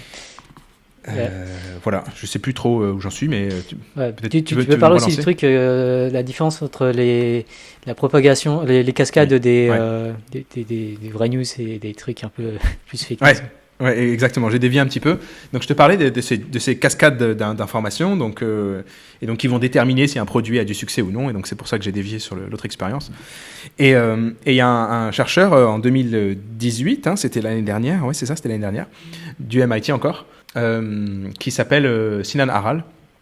Et qui s'est posé une question. Il s'est dit, tiens, maintenant, sur les réseaux sociaux, on arrive à collecter plein de cascades de propagation comme ça. On en a je vais pas dire un chiffre faux, je dirais des centaines de milliers. Donc, tu arrives à en collecter comme ça des centaines de milliers en quelques semaines. Et il se dit, qu'est-ce qu'on va faire d'intéressant ? Eh ben, il a regardé les informations qui se propageaient et il est allé se référer sur un site de fact-checking là, et puis il est allé qualifier toutes les informations pour voir si elles étaient vraies ou fausses. En gros, il a fait 2 groupes, le groupe des informations fausses et le groupe des informations vraies. Et il a regardé dans chaque groupe si les cascades de propagation étaient différentes, est-ce qu'elles se propagent différemment, les vraies ou les fausses. Et il a trouvé qu'elles étaient complètement différentes, effectivement. Ouais. Donc ça, c'est encore une grande découverte, un grand journal de publication. Et il a vu qu'il y avait en plus plein de différences entre les deux. Donc en gros, dans le groupe des fausses informations, tu vas avoir des cascades qui sont plus grandes déjà, donc qui impliquent plus de monde que dans les vraies. Donc ça, c'est un peu triste. Mais il y a plus de monde qui va être touché, qui va avoir tendance à relayer les fausses informations que les vraies. Tu vas avoir des cascades aussi qui sont plus rapides, donc où chaque nœud s'enchaîne avec un autre nœud dans une durée de temps qui est beaucoup plus courte que pour les vraies informations, par exemple. Ouais. Et puis tu vas avoir des cascades qui ont une structure un peu différente qu'on appelle verticale, par opposition à une structure horizontale pour les vraies informations. Alors une structure verticale, c'est quand tu as une chaîne de propagation. En gros, tu as une personne qui passe l'information à une autre, à une autre, à une autre, à une autre. Alors qu'une cascade horizontale, c'est quand tu as plutôt un noyau qui passe l'information à plein de monde en même temps. Tu n'as pas de chaîne, tu as plus un nœud qui diffuse à plein de monde, qui broadcast en anglais, qui diffuse à plein de monde, alors que pour les fausses informations, tu as plus de verticalité, donc c'est plus comme du bouche à oreille en quelque sorte. Ouais. Et voilà, donc il y a cette grande découverte que en fait la cascade va déterminer, la structure de la cascade, la nature de la cascade va être corrélée, va être indicative de la nature de l'information qui circule. Ouais. Ouais. Donc c'est ça, c'est assez fascinant. Je pense que du coup, on peut utiliser ça pour reconnaître un peu les fake news. Enfin, c'est-à-dire, si on est capable de voir qu'une information descend d'une très longue cascade, une cascade très verticale, ça devrait diminuer l'importance qu'on attache à l'information qui nous est transmise. Ouais. Et puis je pense que ça, il me semble que ça encourage vraiment à remonter à la source vraiment à chaque fois, parce que les informations qui sont proches de la source ont plus de chances d'être... Ouais, alors il y a 2 choses. Donc effectivement, d'une part, le premier truc que tu as dit, c'est si les cascades sont différentes, alors on pourrait programmer un petit algo qui va regarder la cascade et puis qui va te dire si elle plus vraisemblablement appartient au groupe des fausses informations ou au groupe des vraies informations. Et effectivement, c'est ce qui est en train d'être fait, mais là on parle de recherches qui sont toutes récentes, mais il y a un chercheur qui a programmé un algorithme comme ça, qui regarde dans les premiers instants, parce que l'intérêt aussi c'est d'aller plus vite que les fact-checkers, parce que si tu vas moins vite qu'un journaliste, finalement le journaliste il a plus de fiabilité, parce que lui il va vraiment regarder la nature de l'information. Ouais. Mais là l'intérêt c'est que ça va très très vite, donc tu peux avoir un algorithme qui regarde les premiers instants de la propagation d'une information, et qui va dire oula, celle-là elle est partie pour produire une cascade qui ressemble à celle des fausses informations. Et plus le temps passe, plus tu vas affiner ta prédiction et pour dire si c'est plutôt comme une vraie ou plutôt comme une fausse. Ouais. Et en fait, le temps zéro de l'étude, c'est le moment où le journaliste aura eu le temps de fact-checker l'information de son côté. Donc le challenge, le défi, c'est vraiment d'aller avoir un programme qui va plus vite que le journaliste. Ouais. Et donc effectivement, ton programme, il peut aller super vite, mais il va pas être très fiable au début. Et puis tu regardes, plus le temps passe, plus le programme il est fiable, et tu peux toujours aller plus vite que le journaliste et obtenir un taux de fiabilité d'environ 75%, toujours en étant beaucoup plus rapide qu'un fact-checker humain, quoi. Ouais. Et donc oui, effectivement c'est une façon de faire qui est prometteuse, disons, en tout cas qu'il y aurait une forme de possibilité d'identifier le vrai du faux de manière automatisée. Tu m'as lancé aussi sur le fait d'aller voir à la source. Effectivement, donc d'une part, effectivement, quand tu as des informations qui circulent, c'est bien d'aller voir d'où elle vient pour voir quelle est la crédibilité du site en question ou ce genre de choses. Sur les réseaux sociaux en général, en revanche, en particulier sur Twitter, parce qu'on a tendance à retweeter, l'information qui circule, elle se déforme pas, tu vois. C'est toujours une copie à chaque fois qui est reproduite. Okay. Par contre, dans la vraie vie, quand on fait du bouche à oreille, par exemple, l'information qui circule, elle se déforme au contraire. Elle peut se déformer super vite même. Et là, l'intérêt, vraiment, c'est d'aller voir quel était le message original quand tu reçois une information, parce qu'il est très probable que la transmission de l'information ait déformé le message que tu reçois, et puis qu'en fait, il est biaisé dans un sens ou dans un autre. On a fait une expérience comme ça. On fait régulièrement des expériences de chaînes de participants. Donc, on fait, grosso modo, on fait le jeu du téléphone en laboratoire. Ouais. Où tu prends plein de participants, tu les connectes les uns derrière les autres, et chaque participant doit donner au suivant un message. Et donc, toi, tu vas initier la chaîne, le premier participant, tu vas lui donner un message qui va se circuler, tu vois, comme le jeu du téléphone. Et là, tu peux mesurer la déformation du message. Donc, je peux te dire déjà que dès le troisième intermédiaire, donc tu as le premier qui donne au second, le second qui donne au troisième, ok ? Donc, le troisième, déjà, il reçoit un message qui est très fortement déformé par rapport au message original. Ouais. Donc, il ne faut pas aller très loin. Tu vois, nous, dans nos expériences, on crée des chaînes de 10 participants. Ce n'était pas la peine d'aller à 10 parce que déjà, on a tout l'effet qui va se produire entre le troisième et le cinquième déjà. Tout l'effet va être déjà là. Et en gros, ce dont on se rend compte, c'est que le message qui circule va donc se diminuer en taille petit à petit. Donc, il diminue très vite et il va se déformer. Mais il ne va pas se déformer de manière complètement aléatoire. C'est pas juste des erreurs de transmission random comme ça pourrait être dans un signal électrique par exemple. C'est au contraire une déformation qui est orientée dans la direction de ce que pense la personne qui le véhicule. Donc par exemple, et c'est pas nécessairement une mauvaise intention des individus, hein, c'est un biais cognitif. Donc tu peux avoir de très bonnes intentions. Malgré tout, tu vas avoir tendance inconsciemment à déformer les messages pour mettre en avant un petit peu plus ce qui t'arrange et un petit peu moins ce qui t'arrange pas, tu vois. Donc si tu as quelqu'un qui envoie un message en critiquant mes recherches et ma chaîne YouTube par exemple, il va dire quel est le pour et le contre, qu'est-ce qui est bien et qu'est-ce qu'il va dire ce qui est bien et ce qui est pas bien par exemple. Et quand moi je vais le répéter à ma copine, eh ben je vais avoir tendance à mettre un petit peu plus en avant ce qu'il a dit qui était bien, et puis mon cerveau, hein, malgré moi, mais je suis un gars très sympa, mais malgré moi, mon cerveau il va avoir tendance à oublier les défauts, quoi, les inconvénients. Et si ma copine a les mêmes biais que moi et qu'elle en parle ensuite à une collègue, par exemple, eh ben, elle va encore une fois renforcer encore plus les points positifs, et puis les points négatifs, ils vont être encore plus oubliés, quoi. Et puis petit à petit, si tout le monde a les mêmes biais, petit à petit, en bout de chaîne, tu vas te retrouver avec un message qui est univoque, qui dit les recherches de Mehdi, c'est super et tout, machin. Prix Nobel. aucun débat à avoir, etc. Et donc, en fait, c'est un problème sérieux. Dans l'expérience qu'on a faite, on a utilisé un message qui n'était pas neutre, qui était un problème de santé publique sur l'utilisation d'un produit chimique dans la vie quotidienne qui s'appelle le triclosane. Et on a fait des groupes qui étaient biaisés. On a fait des groupes qui sont militants anti-utilisation de produits chimiques, anti-industrie pharmaceutique et tout. Et puis d'autres qui sont pas militants et qui sont juste neutres.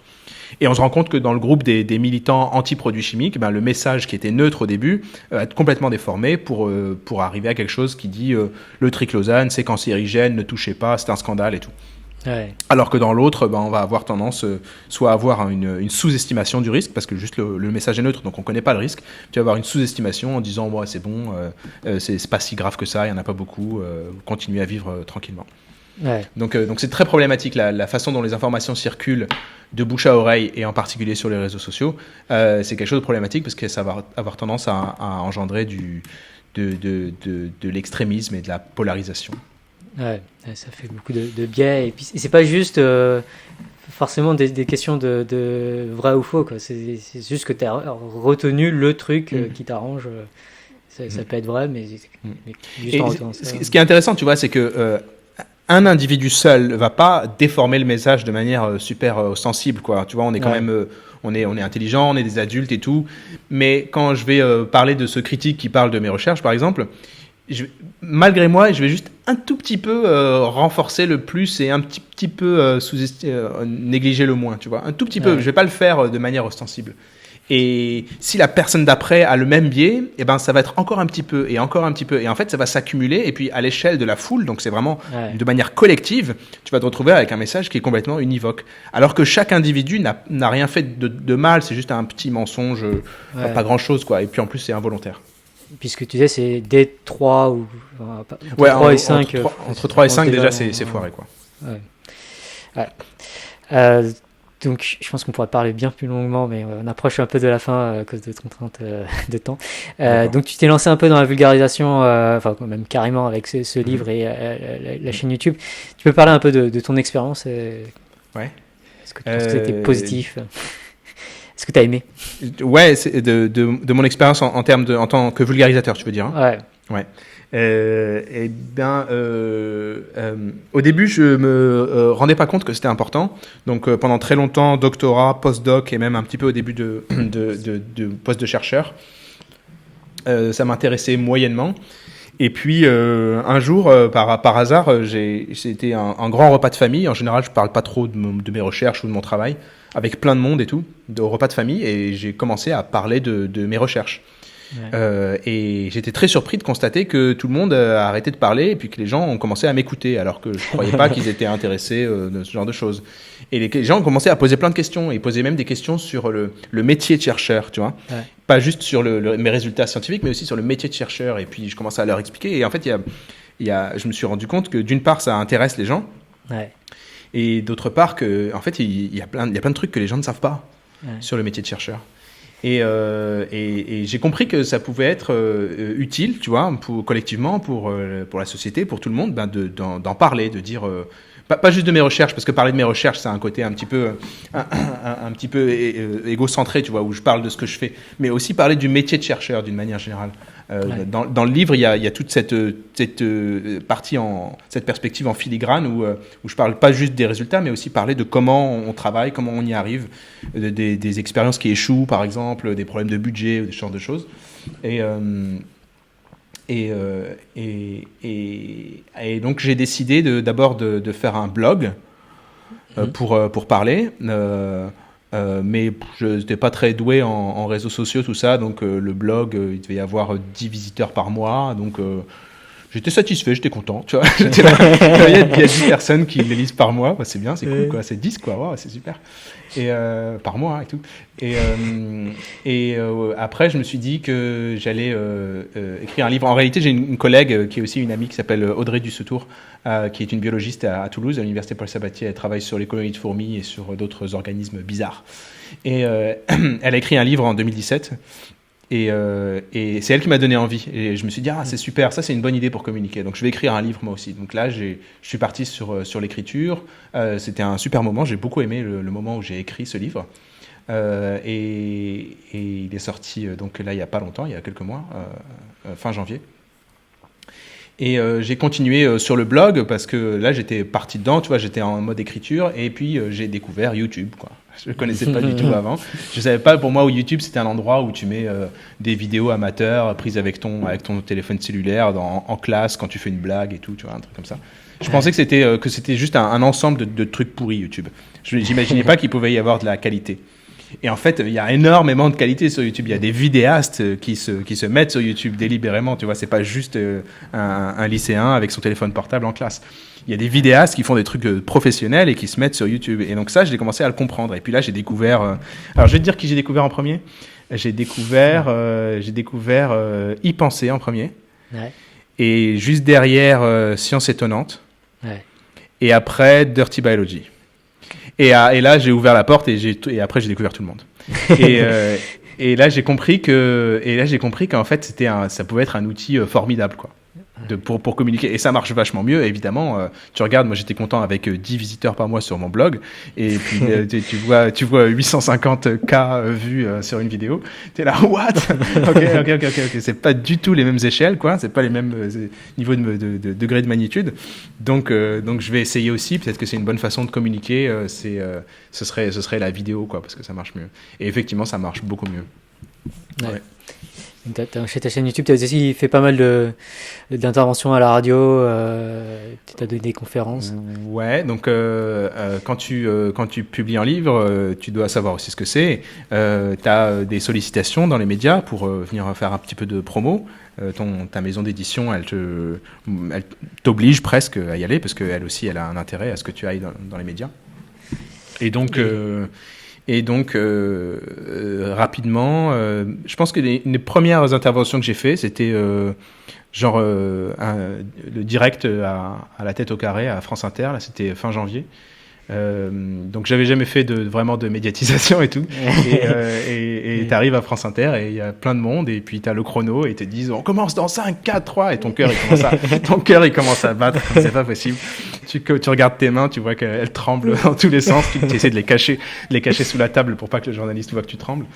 Et donc là j'étais flippé. Donc là tu commences et tu n'arrives pas à te sortir de la tête que tu as 1,5 million de gens qui sont en train d'écouter ce que tu dis. Et ça te rend complètement fou, donc tu flippes. Donc la première fois, j'étais vraiment flippé. Mais avec l'expérience, tu commences à oublier le micro et tu oublies qu'il y a, je sais pas, là, bon, j'ai dit 1,5 million parce que c'était la tête au carré, mais qu'il y a un certain nombre de personnes qui écoutent et tu commences à parler vraiment à ton interlocuteur, au journaliste, comme si c'était quelqu'un autour d'une table. Tu oublies qu'il y a les autres et là, du coup, ça marche beaucoup mieux. Donc en 3 mois, j'ai beaucoup progressé dans médiatisation, ouais. Et c'est un exercice que tu aimes bien? Au début, je détestais, donc j'étais évidemment stressé comme pas possible, donc tu cherches à éviter le stress, donc au début, j'en voulais pas du tout. Et puis, au bout d'un moment, quand tu commences à être plus à l'aise, ouais, ça devient plaisant, ça devient sympa. Je parlais de la vulgarisation en général. Alors là, oui, la vulgarisation de manière générale, j'aime beaucoup ça. J'ai un problème cependant c'est qu'il y a 24 heures dans une journée, quoi. C'est vraiment problématique. Il pourrait y en avoir plus, ça m'arrangerait, mais du coup, j'ai mes recherches dans la journée. Puis les recherches, c'est un truc qui est assez obsédant des fois, qui te suit un peu à la maison le soir. Et puis le soir, je deviens vulgarisateur parce que pour faire des vidéos, ça prend beaucoup plus de temps que pour écrire un article de blog. Ouais. Et du coup, le rythme est assez acharné et il est un petit peu difficile à suivre. Alors, de plus en plus, j'essaye de faire de la vulgarisation optimisée pour mon emploi du temps. Donc, c'est-à-dire de faire des vidéos qui découlent de ce que je suis en train de faire en ce moment dans mes recherches, de façon à mâcher un petit peu le travail par avance. Donc, si tu veux, par exemple, en ce moment, je suis en train d'écrire un article de revue sur l'intelligence collective. Un article de revue, ça c'est pour mes recherches. Un article de revue, c'est tu passes en revue les différentes études qui ont été faites et tu essaies de prendre un petit peu de recul et de tracer les grandes lignes pour les recherches futures et tout ça. Donc, je suis en train d'écrire un article de revue. Et ben à côté, en même temps que je fais mon article de revue qui fait partie de mes recherches, de mon métier, je prends des notes pour des possibles vidéos que je ferai sur YouTube.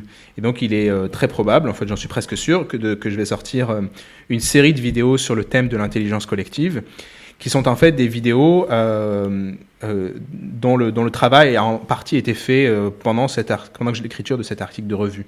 Donc je fais des choses qui sont un peu cohérentes et ça me permet de gagner beaucoup de temps comme ça. Il y a un autre projet que j'ai à plus long terme où là je vais vraiment réussir, idéalement j'arriverai vraiment à faire converger, à fusionner l'activité de vulgarisateur et l'activité de chercheur. C'est que mine de rien, quand tu as des abonnés sur YouTube, par exemple, c'est une foule d'abonnés. Donc, c'est quand même ça. Ouais. C'est quand même des gens, quoi. Et donc, tu peux utiliser cette foule d'abonnés pour faire quelque chose.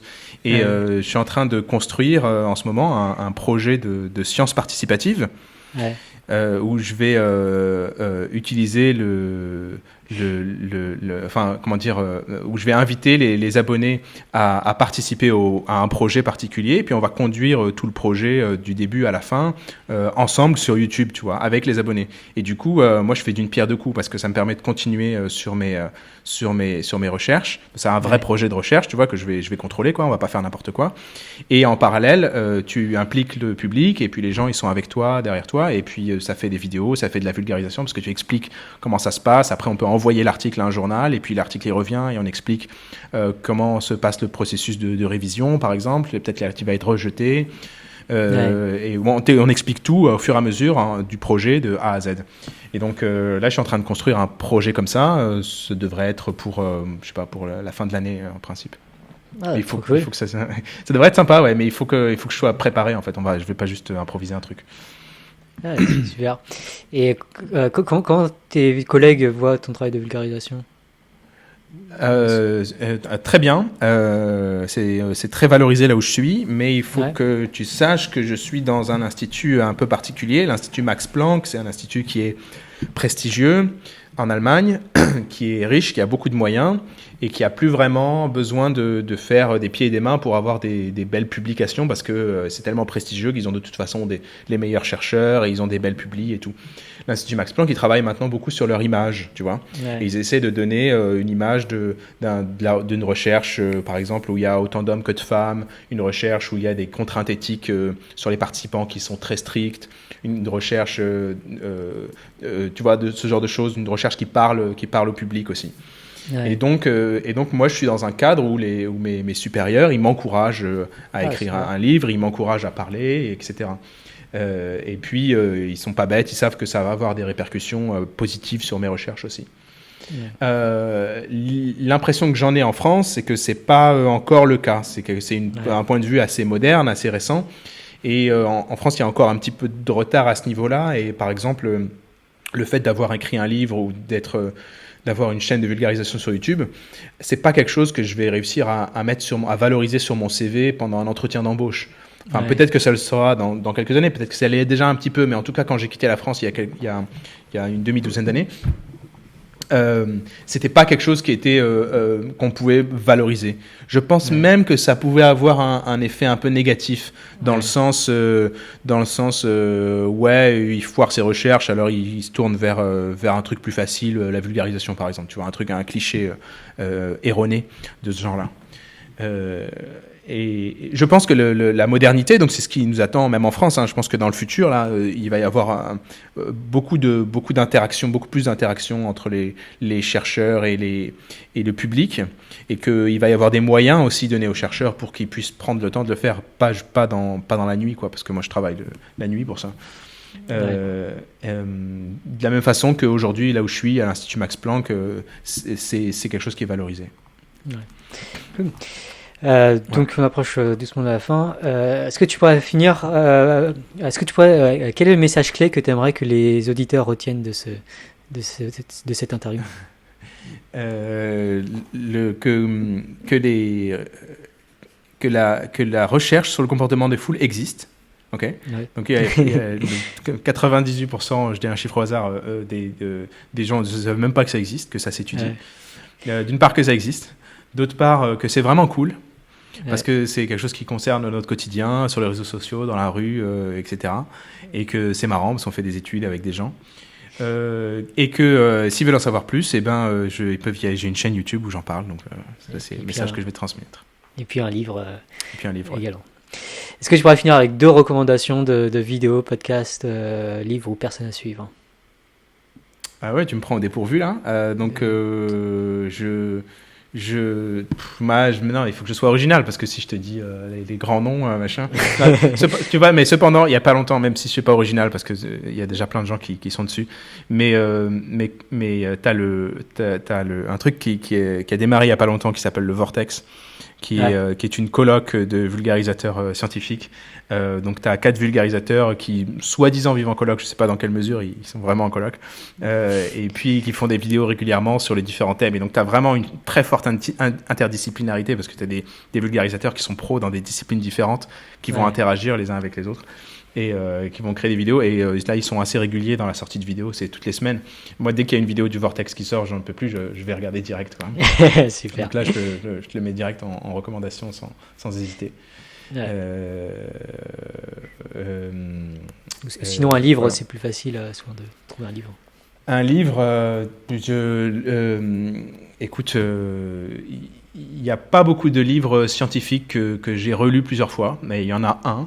Et d'ailleurs, il apparaît même dans ma dernière vidéo en clin d'œil. Là, il apparaît super rapidement. À un moment, il est posé sur la table. J'ai fait exprès de le mettre là. Qui s'appelle Le gène égoïste. Et c'est une forme de de révolution dans la façon dont on voit l'évolution génétique, qui date je pense que c'est des années 90, début 90, qui est vraiment exceptionnel. Et puis à chaque fois que je relis, je me fascine. C'est un peu technique par contre, c'est pas trop vulgarisé, mais à chaque fois ça me fascine. Ok, super, merci beaucoup Mehdi. Merci de m'avoir invité. C'était un vrai plaisir. J'espère que vous auditeurs vous avez aimé aussi. Pensez à liker, commenter comme d'habitude. Et je vous dis à la prochaine fois probablement. Ciao. Au revoir.